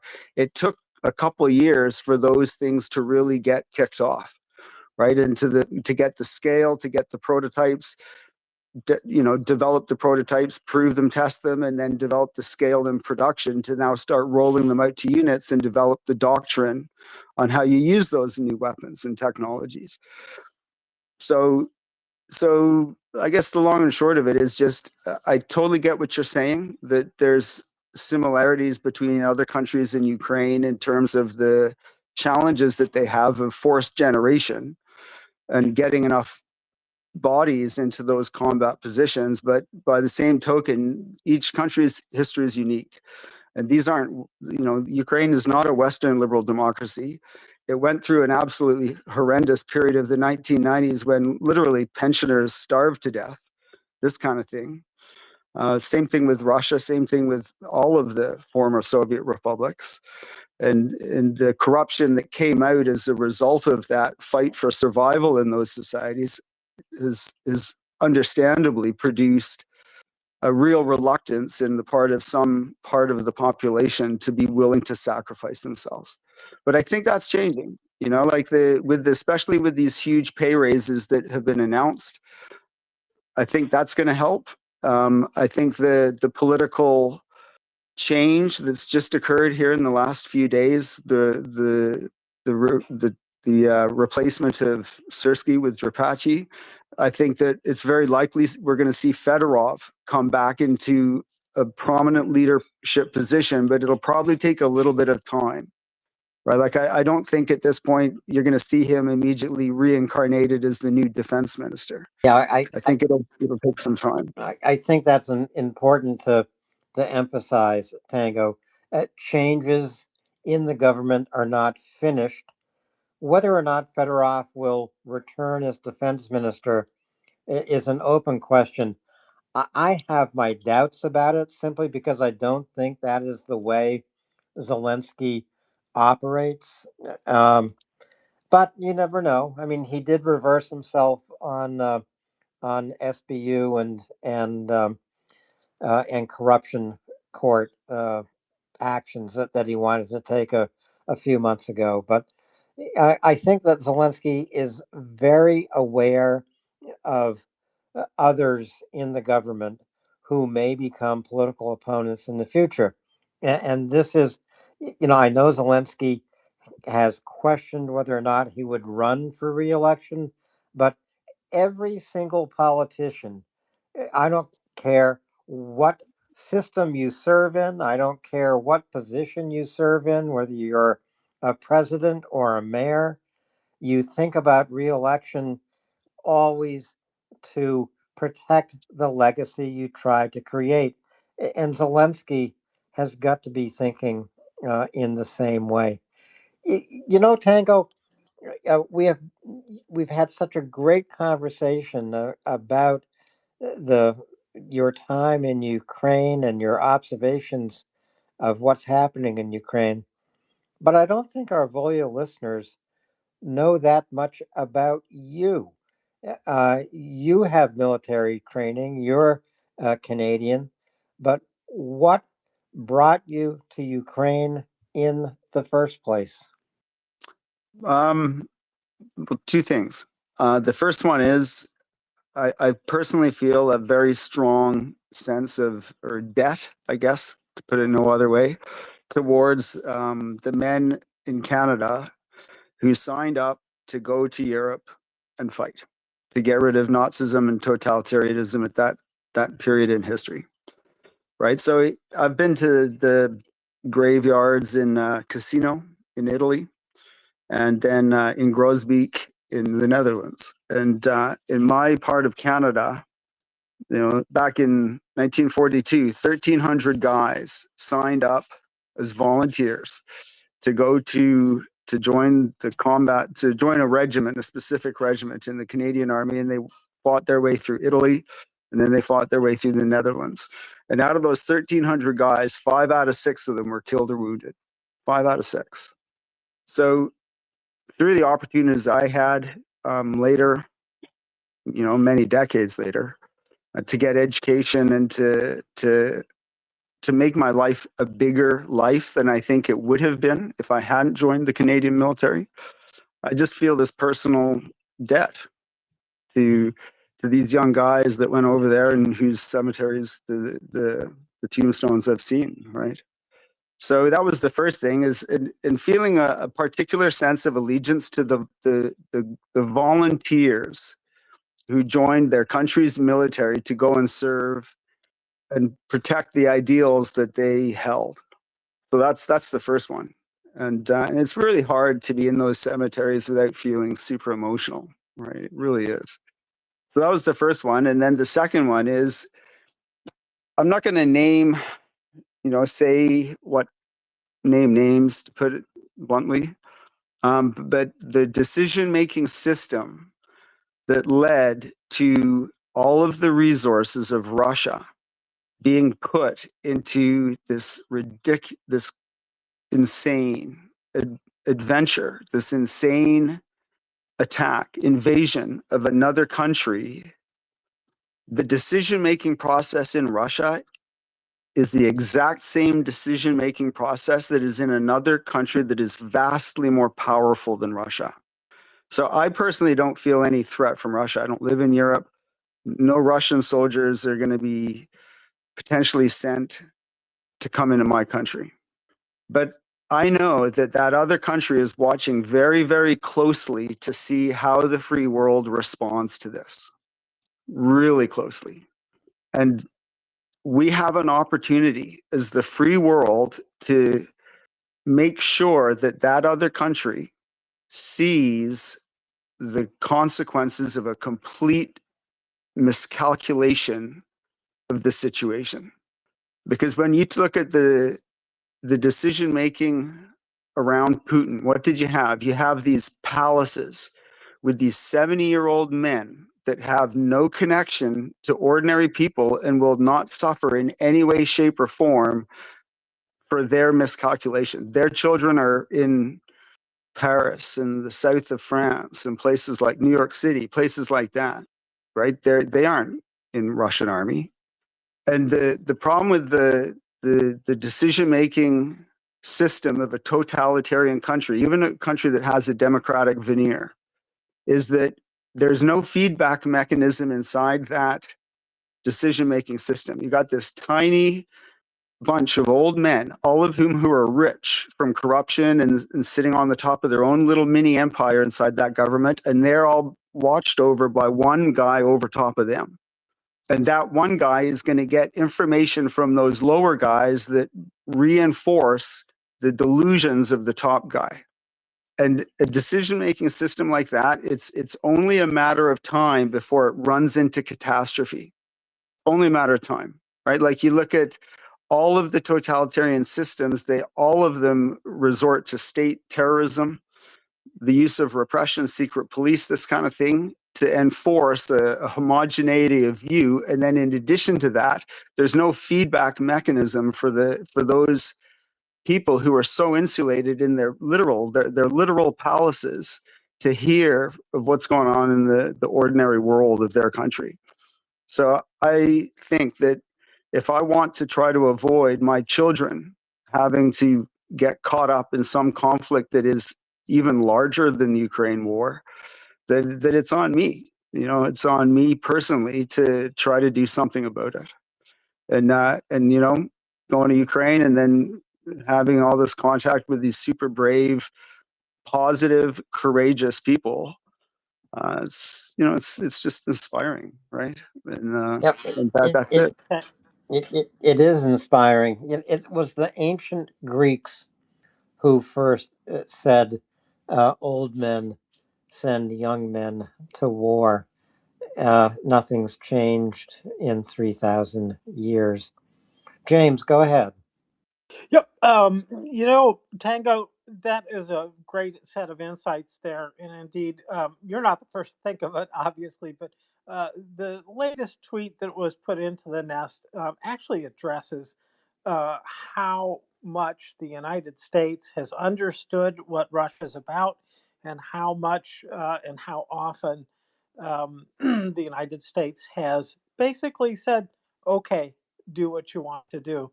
And this is one of the frightening things for me. And I will just say that this is why I got involved with Ukraine. I haven't been there yet. I'm not going near the front line, but I feel strongly that this is the chance to correct a lot of things here in my country as well as in Europe.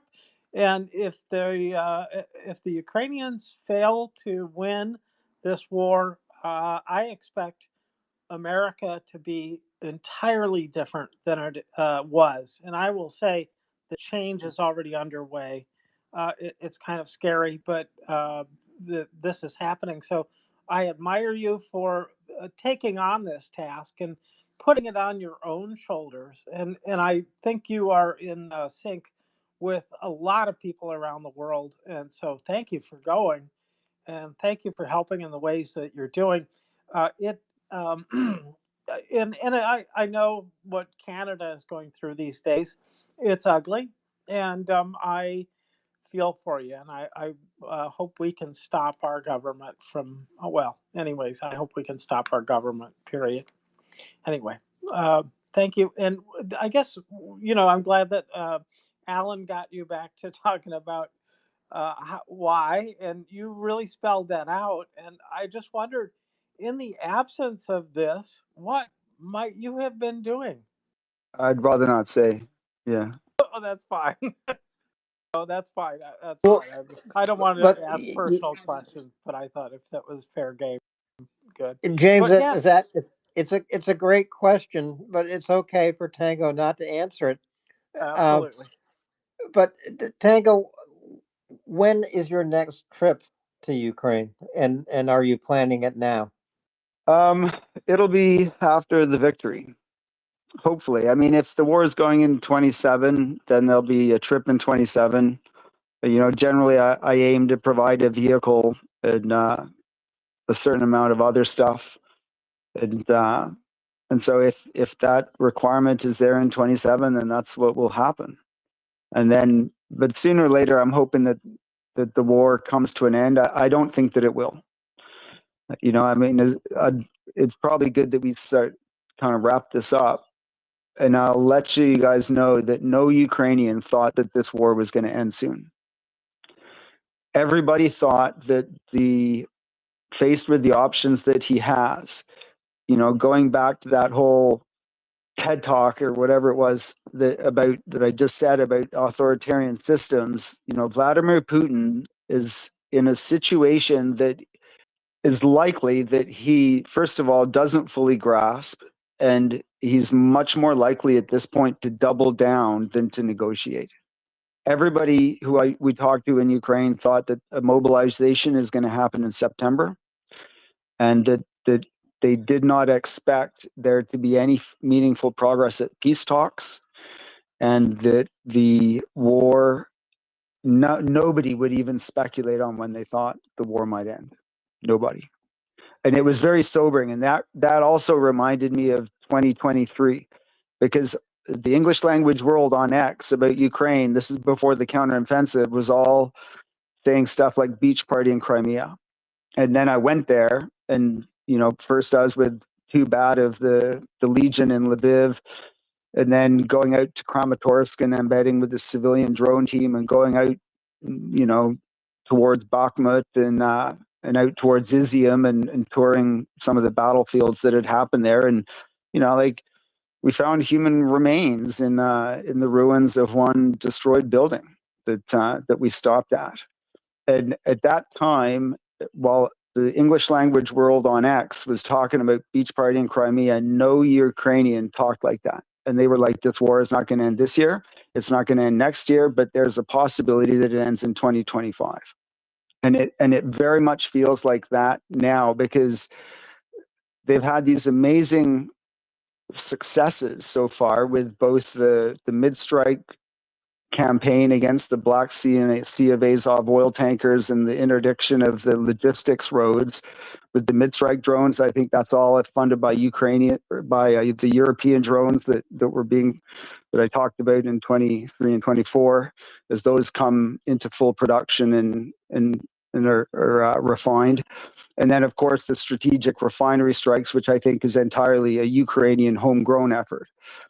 Obviously, these two areas are hugely important. They've gotten all of this Western attention. Many people, like Laura Loomer, is in freaking Ukraine now, talking about how she has come to Jesus moment and how she was lied to all this time, which is great that she's doing that. But the point that I'm trying to make is that there's all this attention now being paid to the success of Ukrainians. But the reality on the ground is that Russia is still grinding forward, but not in as many directions as they used to, right? Like, they used to be able to try to push significant numbers of men and resources at 3 or 4 areas of the front. And maybe they would focus on a specific one, like Avdiivka or Pokrovsk or Bakhmut in 2023. And they're kind of down to one main area that they're pushing in, and then in other areas Ukraine is also starting to push, so there's much more of a balance there. But in the big picture, I don't think the war is going to end this year. I don't. Tango, what's interesting to me, based on what you just said, and I agree with you, this has become a kind of summer of optimism about Ukraine, and on behalf of Ukraine. And the question that people ask when they're optimistic is, when will this war end? I completely agree with you. Very few people who ask that question, when will this war end, understand that Ukraine has been fighting this war since 2014. The world only took notice in 2022. This is a huge difference of time and commitment and heartbreak and sacrifice. Not that the world has sacrificed anything on behalf of Ukraine. It really hasn't. Only Ukraine has sacrificed. And I think that those people who are now so optimistic about how well Ukraine is doing and are asking, so when will this war end? They're actually asking the wrong question. The right question is, when will Ukraine defeat Russia? Absolutely. And you then have to ask, how will Ukraine do that? Only with the help of people like you, Tango, and governments that understand what your motivation was to go to Ukraine. Ukraine still needs everything from freedom loving people and freedom supporting governments around the world. That's the only way this war gets settled sooner rather than later. So back to Tango and then to Dry Fly. Tango? Yeah, I couldn't agree more. And I really think it's incumbent on all of us, like, to, whether we think of it as a tithe or a tax or however you want to think of it, or donations, we need to keep supporting this, if for no other reason, as an investment in trying to make sure that the dictators and the totalitarian systems of government around the world see that freedom will be fought for by the people who enjoy it. And all of us, we're so rich compared to Ukraine. Like, your average, you go to the east, and you want to hear a crazy fact? The FPV drone company, the house that we stayed in, which was sort of like the lodging of of one of the, I don't think he was an officer, but he was some kind of leadership position. He had bought that house for $1,900 as a place to live, and it came with half a hectare of land, and well, you can imagine the kind of abode that you're buying for $1,900, right? We're talking an outhouse, 4 rooms, 1 story, very, very dilapidated, rough living. And that would have been quite normal for rural Ukraine. And yet those are the people who are signing up to defend our freedom. And I just think I don't care, like, however it is that we present it to ourselves, like, it doesn't really matter. Like, if you got $30 to donate to a good cause in Ukraine, that $30 is going to be very, very well invested. It's going to be well spent. But just make sure that the cause that you're picking is going to be delivering the kind of assistance you want it to be delivered to. So if you want it to go to humanitarian, non-violent charities, your charity for Becca Masierowski is a great one. There's lots of them. Just make sure that the organization you're picking is actually doing what it says it's going to do. And again, if I can plug an organization that I'm just so pleased and proud, really, to be supporting, Ukraine Aid Operations is unbelievable. As a way to invest money, to make sure that money is going in a way that's going to impact the battlefield and support the men and women of the ZSU, they're in the top flight. And just being around, like, when we talk about inspiring people, like the team itself, the small team that runs that organization, are just very inspiring people. You know, they, out of nothing, they've set up an organization that's raised $16 million in 4 years. And then out of that 16 million, only 7% of it goes to the actual overhead, the warehouse in Kyiv, and the vehicles that are run out of that warehouse to be able to get the stuff to where it needs to go. And I think it's about $10 million. Like, they have three main pots of money. The biggest one by far is the direct support to the units. That's like $10 million, I think, out of that. They have another pot for vehicles. They're over $1 million, $1.5 million or something. And then the second one, interestingly, is like energy and clothing, direct support of winter clothing. And like, just to give you guys an example of like one reason why I really liked this organization and decided to partner solely with them is because it's like dealing with entrepreneurs, right? That they're always on the hunt for ways that they can invest your donation dollars in a really effective way. So I'll give you two examples. Like, one of them was back in Holland, I think a big electrical company, it might have been AT&T, something like that. It was time for them to replace their industrial generators that were backups at their critical infrastructure. So somehow Ukraine Aid Ops got wind of this, and they asked them if they could buy them at lower than the amount that they would have sold them secondhand on the market.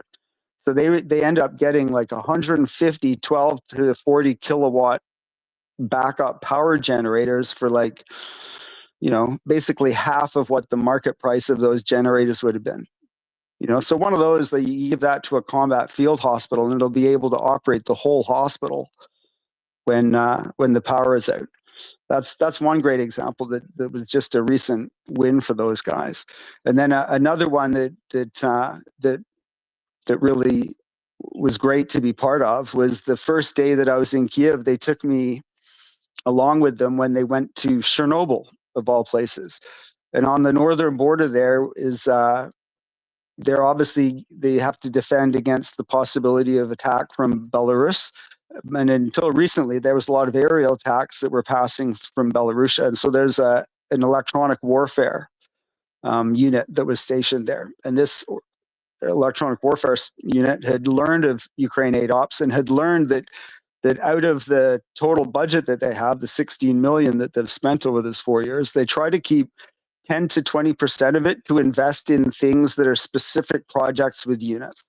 So not just buying like bulk orders of generators or bulk orders of drones or whatever, that they'll take smart individual proposals from units for specific equipment or specific projects that they want to invest in to see what the outcome will be. So I mentioned this airborne brigade commander that we were with last year. He took us to their ground drone unit, and it was obvious that ground drones were going to become an important part of the battlefield. And so Ukraine Aid Ops invested a bunch of money into buying different kinds of ground drones to identify which were the best kind and which were the best kinds for different situations. And the one they've settled on it's a ground drone called Targun. It's about $7,000 a shot, and they've supplied a whole bunch of them now. But this electronic warfare unit up near Belarus in Chernobyl, they had the mission of trying to jam Shaheds. And so they took us up there. It was really cool. They toured us through the actual Chernobyl site as part of just sort of like that first getting to know who these guys are and spend time together, build a relationship. And then after that, they took us to demonstrate one of the prototype of some equipment that they themselves had developed. And so this young officer who used to be he was in an assault regiment, but another guy in the assault regiment turned out to be this really incredible physics genius. And he said that he thinks that this guy's in the top 5 physics guys in all of Ukraine. And so the two of them started building jammers. This is back in 2022. Not just jammers, but devices to listen in and intercept Russian communications. And they built something just using their own money and their own parts, and it worked. And then they built something else, and then the something else that they built was able to identify, triangulate the Russian battalion commander position, and then destroyed it. And so based on those two successes, the command, and this is an example of like how you get smart thinking inside Ukraine, identified these two as being people to invest in and to free them up from being assault troopers to work on electronic warfare. And so this electronic warfare company had literally been started by these two. That their command had pulled them out of the trenches and said, we want you to start an electronic warfare company. And so they took us and they showed us a prototype of a particular system, and I'm not going to say anything about it, that they were going to ask $25,000 for parts so they could make a bunch of these, deploy them over a section of the front and see what the outcome would be. And Ukraine ADOPS, to its amazing credit, maintains a certain amount of the budget as long as the unit is proven and that they follow all of the paperwork and they're effective for administration duties, because all of this stuff has to be tracked and processed and go through borders and all that kind of thing, and put things on their books. They will take proposals from companies like that electronic warfare company and fund it and see what comes out of it. And so that unit will submit the list of the parts that they need, and Ukraine ADOPS will take that list of parts. That is great to hear that that Ukraine Ops supplies this kind of seed money. Tango, I want you to send me, DM me some contact information about Ukraine Ops and so I can learn more about it. We've got a hand up in the audience here for you, Tango. It is from a devoted listener of VolyaRadio, Dryfly. Go ahead. Yeah, very, very good. I want to thank him for talking with us. I do have a question, and I'm going to preface it first with a little background. We've talked quite a bit on this site, and I see Will down there and Lexicon and others, about the likelihood of the war ending sooner than people think. At the same time, everyone kind of gritting their loins for the fact that it may go longer. And that all actually makes sense because it's likely to be, if it ends sooner, it's going to be some kind of black swan event that's going to really turn over the apple cart. And black swan events are extraordinarily hard to predict, and they're not normal. They don't come, they're not as likely to be before or after an average length. It's a Poisson distribution, heavily weighted toward the front end, but then with very long tails reaching out into the future. What do you see as possible bonds that could change things dramatically in Ukraine's favor? And I say that's important because we're all very, very optimistic, but in the back of our minds, we know that this could drag on. And I will listen. Thank you, Dryfly. It's a great question. James, it appears I don't see Tango with us at the moment. Where did he go? Well, I'm going to say he vanished. That's where he went. I don't see him until he comes back into the space. Not much I can do about it. And apparently he requested to speak, so he knows enough to come back and raise his hand. So hopefully this is, not the end. Yeah, I do hope Tango comes back. I'm pretty sure he will. Or that that would be, I guess, what they call an Irish exit, right? Here he comes. So just 1 second, and Tango will be back with us. I think it must have been a connection issue he had.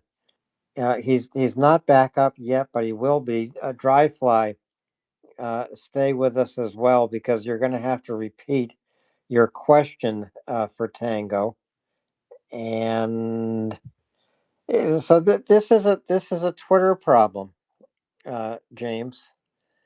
When you see him request one more time, you try to bring him up. I've tried twice, I'll give and it a twice try. there's been an error.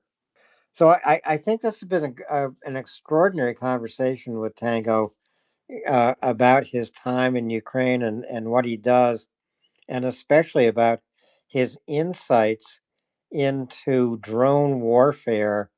You know, gave a very detailed but essential kind of what would I call it? It's an essential guide to the kinds of drones that are out there. So James, he's in listener.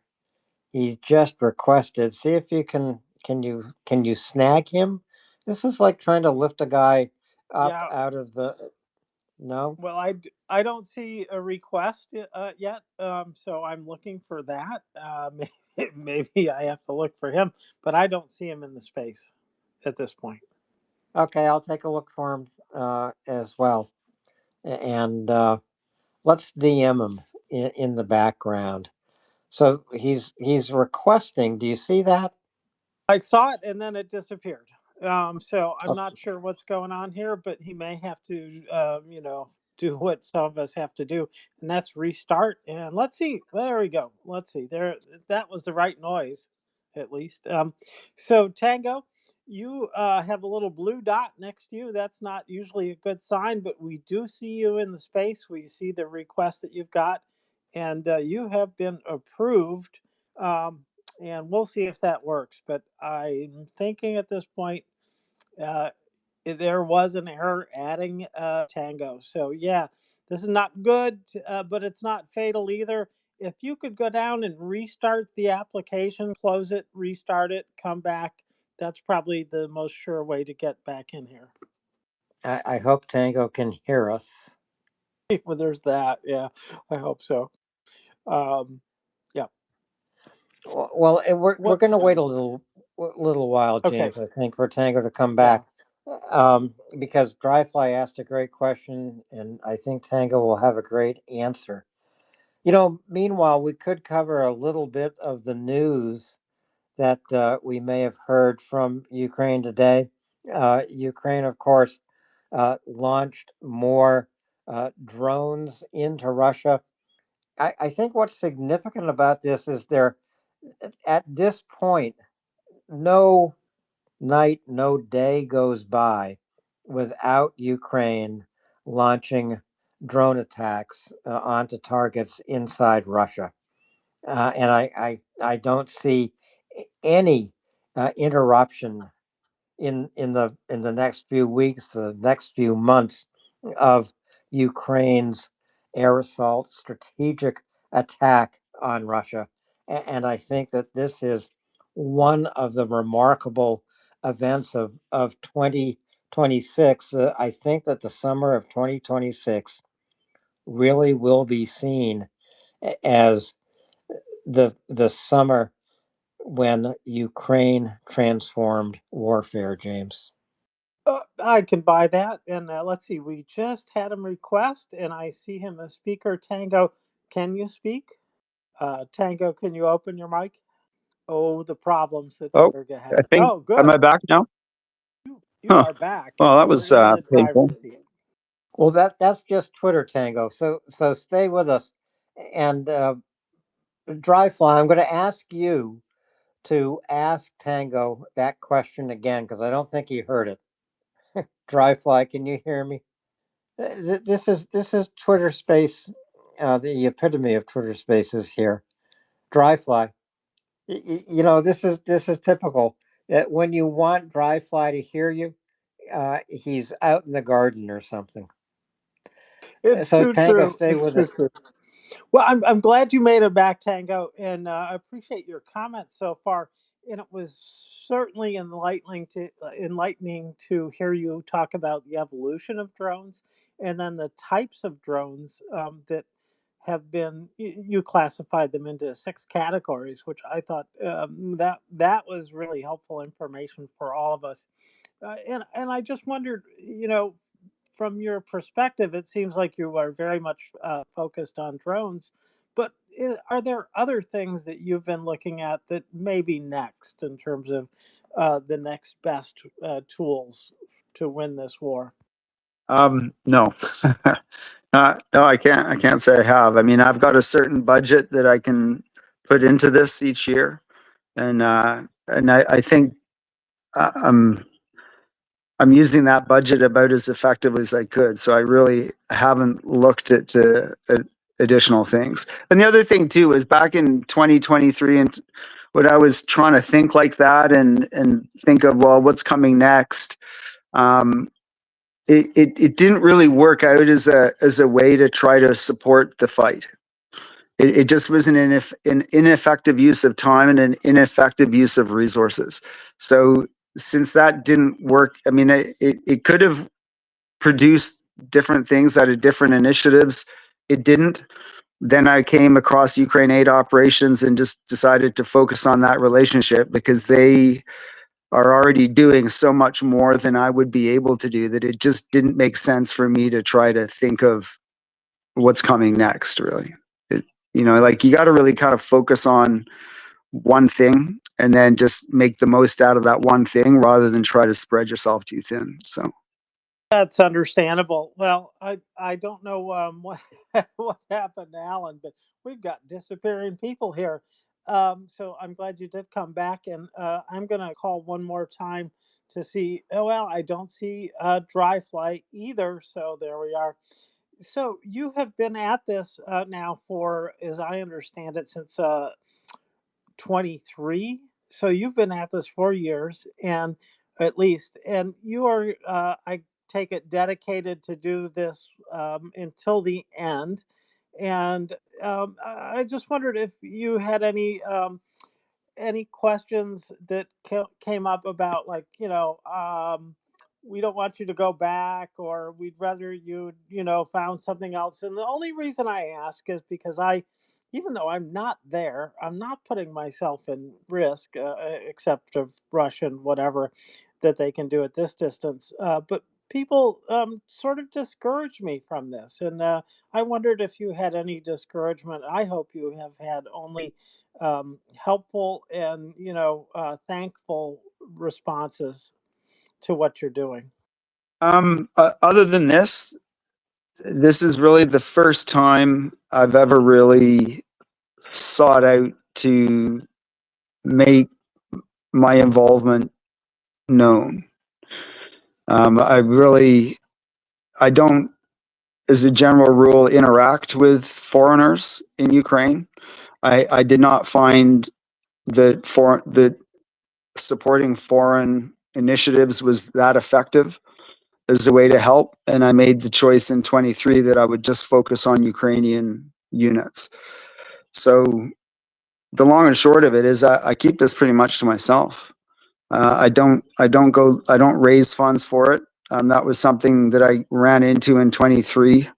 Was realizing that this war was going to last years, and figuring out how was I going to be able to fund my contribution to the level that I thought that I should be able to contribute.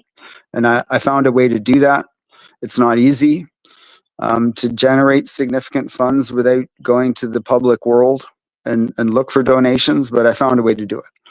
And so I really do. I've never had anybody tell me that this was. Actually, I shouldn't say never. I had one guy that I was kind of close with telling me that it was a waste of my time and we're not friends anymore. It's just that simple. So I don't go out of my way to tell people. I keep it pretty quiet, and that's it, really. Oh, thank you for that. It's I know it's sort of a personal question, but I just wondered what your experiences were with that. Well, I think it's great that more people are doing this, and what a lot of us here at VolyaRadio have done, and I have not yet, is we're visiting Ukraine, and that alone is a way to help Ukraine. The economy, should be driven by a whole lot of different things, and entertainment, and the housing, or I should say the hotel kind of business, that kind of thing. Tourism is a big way to help, and we should be pushing that, and we have. And so I just wanted to let you know that. But I suppose when you get there, you are pretty much doing a lot of work on a day-to-day basis. So I don't think that you can call what you're doing tourism exactly. But I wondered if you do have downtime, and if you found good drinking holes or whatever it is that you enjoy there. Anyway, over to you. Well, if I'll give you one that I was taken to. I mean, Kyiv is an amazing city, right? Like I travel very frequently, a lot of different places, and Kyiv, I 100% believe that Ukraine is going to explode after the war. Whenever the peace process happens and the war comes to an end, I think that Ukraine is going to explode. I think it's going to explode for a bunch of reasons. But if you look at the arc of what happened in the post-Soviet countries, Poland, the Lithuania, Latvia, Estonia, Czechoslovakia, later on Bulgaria and Romania, all of these places, when they got into the EU and they got access to Western financing, and also the strings that come attached to that of reducing corruption in the judiciary and that kind of thing. I think you're going to see that exact same process happen in Ukraine. So I don't know at what point the feed cut out there, but I have met so many dynamic, impressive people in Ukraine that come from the technical space that I don't see how, especially since Ukraine is the current petri dish for warfare. I don't see how Ukraine isn't going to explode whenever the Western financing arrangements that come along with peace come into effect.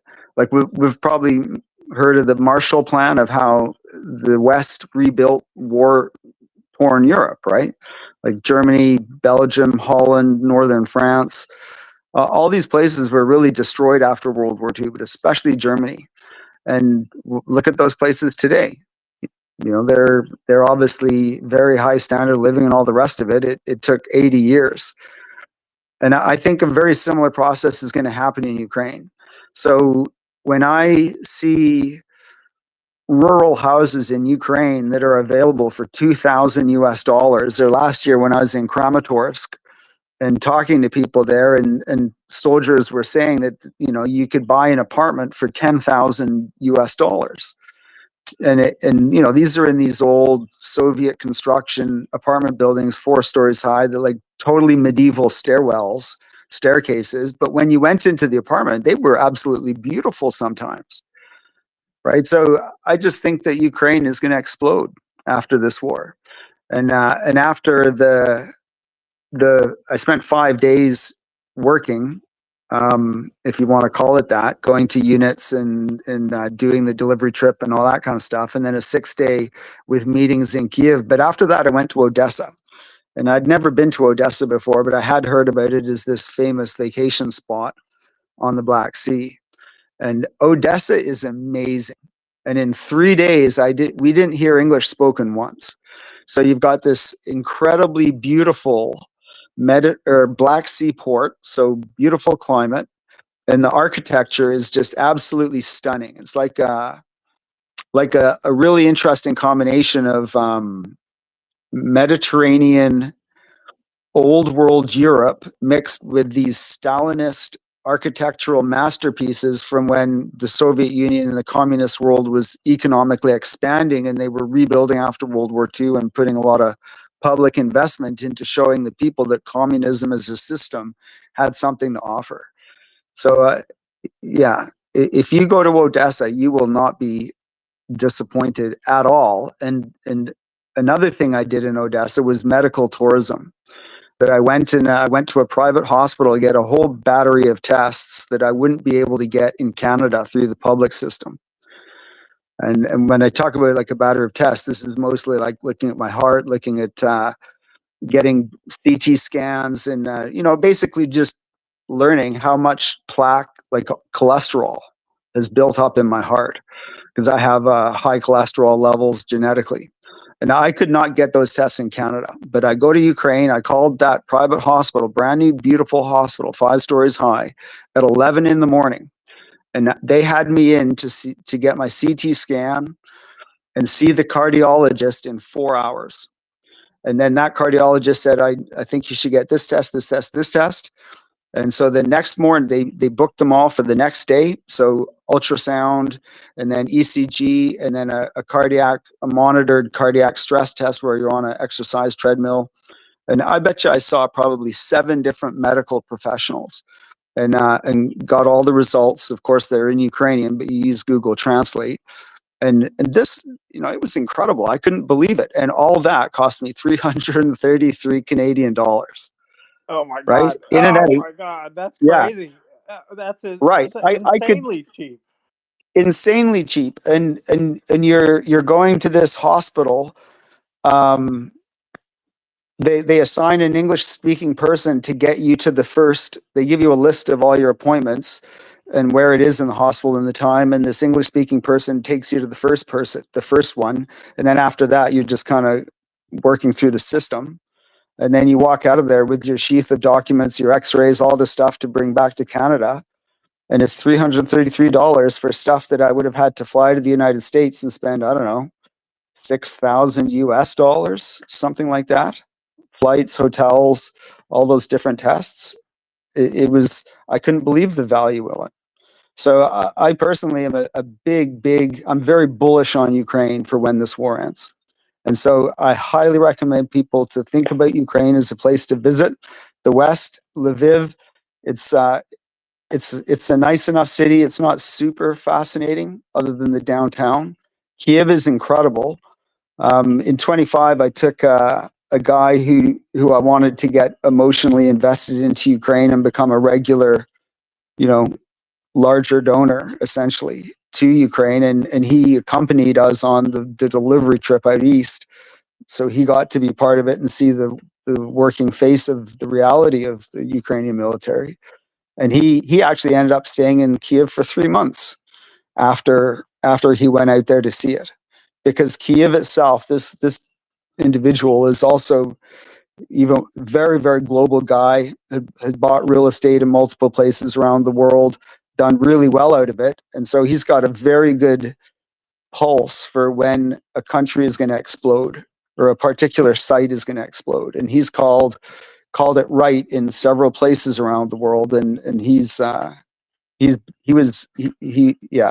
confirmed that he thought Ukraine was going to take off after the war.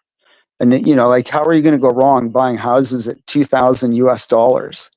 I get it that it's you wouldn't live in it and it's junky and all the rest of it, but 10 years later, that $2,000 house is going to be maybe $20,000. It really will. And Odessa, it's a beautiful place to visit.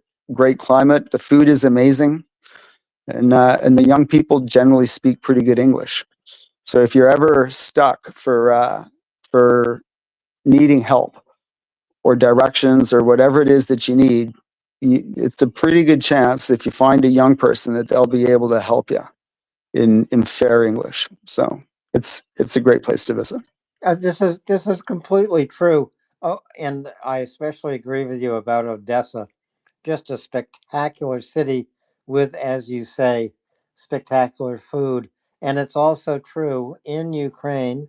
If you don't know Ukrainian, and I don't know a lot of Ukrainian either, but just about every Ukrainian under 40 is fluent in English. Over 40, a little bit more difficult. James, Tango, Will, Lexicon, we have uh, a hand up from Brian Porras. I think this will bring us pretty close to the end of the broadcast tonight, James. But let's go to Brian. Well, I'm glad I got in under the deadline here. So, Tango Whiskey, thank you so much for joining here. And so, kind of looking ahead here. So, I've been telling, we've been talking about the Crimean Beach Party that needs to happen after the Russians finally withdraw from Ukraine, which most of us, and if not all of us, believe in this space that will happen at some point. It's just a matter of when. So, would you suggest that Odessa, if for whatever reason that we can't logistically or whatever, get safely to Crimea for the Crimean Beach Party celebration. Do you think Odessa has some good like venues, like on the water, where we could ensure that Alan and Will and some of these other places, other guys, take the responsibility for buying the drinks, buying the rounds for the people at the bar. So help me understand the Odessa bar scene, and DJ and all that stuff. Well, it's awesome.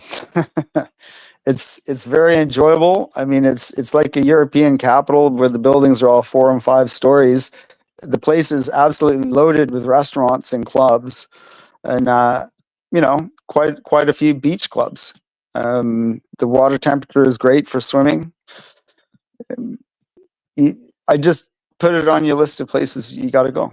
I think, yeah, it's just that All right. simple. All right. So Yeah. I take that as an endorsement. Alan, Will, I will see you before June 1st of 2028 at the bar in Odessa, and you guys have the first couple of rounds of drinks. I'm pretty sure we'll be there, Brian. Uh, I hope I'm back in Ukraine in just the next few weeks.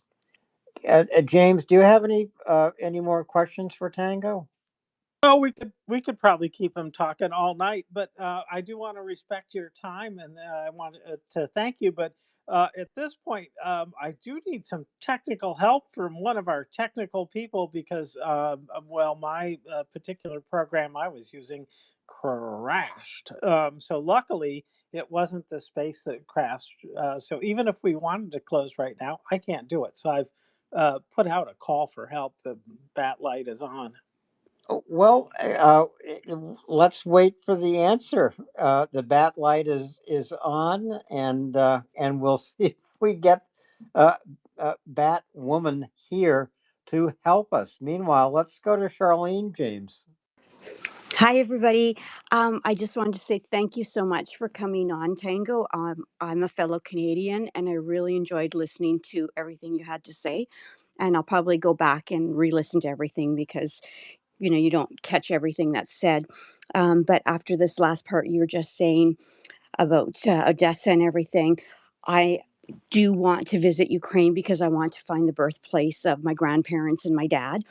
But I definitely now do want to go to Odessa as well. So thanks for that very beautiful description of it. Yeah, sure, no problem. If you want to make it an adventurous trip, more or just different than maybe the normal way you might do a trip, is this time I flew into Warsaw and took the sleeper train to Kyiv, but on the way out, I varied things up and I went down to Odessa, and then I went over to Chisinau, the name of the capital of Moldova. Right. So you went back through Romania. Yeah. So Chisinau and then to Bucharest in Romania. So if you want to go to Odessa and avoid going through Kyiv, because Kyiv probably, if you're going to go during the war, Kyiv does get more attention than Odessa. I'm not going to say that there isn't some level of risk. When I was there in Odessa, there were, there was strikes, air raid sirens periodically. Same thing in Kyiv, but none of the targeting in Odessa was aimed at civilians or anything like that. Like the Russians are really engaged in a tit for tat. That's a tit for tat war against the Ukrainian port facilities and the grain ships. So there were a couple strikes. There was lots of smoke coming up from the port side, but the actual downtown, I don't think that that you're really at any real risk if you go to Odessa. And if you fly into Bucharest, Bucharest itself is a nice enough city to visit, and it's a more enjoyable way to get into Ukraine, I would say, than Warsaw through to Kyiv. Oh, Good luck. thank you so much for the info. I'll take your advice. Let me jump Charlene, in and Tango. say, that I did put the link to the organization that you work with into the nest in case there are any Canadians out there that would like to do what you're doing, Tango. I just thought that would be the easiest way to get a hold of Ukraine ops, and that's a great way to spend some time and do good for the world. Sure. I definitely, I mean, to go along on a delivery trip and then drive vehicles out to the front and be billeted with units, like there's a real security vetting process there. Like you have to turn off your phones when you're meeting people. They're very pretty careful about security. So yeah, like it'd be great to donate, but if you're looking to get involved to the level as I do, like you have to have obviously a track record and significant donation essentially coming in to justify that. So I hope that doesn't seem unfriendly. I'm just saying that I wouldn't want people to think that you could donate $50 to Ukraine aid ops and ask to go along on a delivery trip, because it probably isn't quite like that. I But understood, yeah, Tango. yeah, I think I might try to go back to Ukraine via the Odessa route the next time, or follow your route and come out of Ukraine through Odessa. Odessa is a spectacular city. When Chuck and I were there 10 months ago, there had been some Russian strikes on a very old marketplace in the center of Odessa. But the remarkable thing, just a couple of days after that strike, all the shops and merchants were back up and running. And just as Tango said, uh, Odessa is an enchanting city with spectacular architecture. James, I know that you want to add your thanks to mine for Tango's time here on Volya Radio tonight. I think it's just been a great in depth conversation, not only about Tango's experience in Ukraine, but about drones, about uh, his entire experience, his observations. This is exactly the kind of one-to-one conversation we really want to have here on Volya Radio with those of us lucky enough to be in Ukraine and to be delivering supplies in Ukraine as Tango has. James? Yeah, thank you so much for coming. Appreciate it. Wasn't sure what we were getting into, frankly, but I'm glad that we had you as a guest, and I think there'll be an opportunity sometime in the future, I hope, to talk again about this. And so keep doing what you're doing, and folks, if you do want to follow in his footsteps, I encourage that. I know that this has been very fulfilling for the group of Volya Radio to do this. And by the way, Tango, I answered one of your questions that you had in your timeline. Who's the best people to listen to about the war in Ukraine? And it's obvious, it's us, it's Full Radio. Anyways, I'm not going to be shy. yeah, absolutely. When you This, say though, one of the questions in my timeline, I'm honestly not sure what it is you're referring to. oh well, it's the last tweet that I could reach. So it was a Right. question. Huh. Actually, it was a question you asked some time ago. So Right. you're Okay. you yeah yeah. Don't take anything I say too seriously, Sure. sir. Sure. No No, problem. no. Yeah. Listen, I'm good. we really do appreciate it. We always end when we're done talking with some standard phrases, and I think we're about ready to go through that, Alan. Oh, And about ready. I just want to say, Tango, stay in touch, please, in the back channels via DM.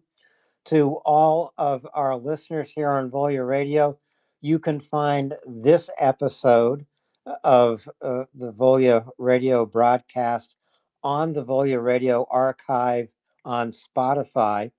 Just look for Volya Radio on Spotify. Listen to this broadcast. Search for other broadcasts to find those speakers, those guests, all the information you really need about what is happening in Ukraine. It's all there. And with that, one more thanks to you, Tango. Thank you, Will and James, Charlene, and to all of our listeners. And while you're all here, take a look up in the nest at the tweets there. Many available opportunities for you to make really helpful donations to Ukraine. So, James, I guess we are at the point where I can say Slava Ukraini, Herom Slava. Your own Slava. Heroin Slava. Slava Nazi. Smert Voraham. Shmer Baham. Do перемоги.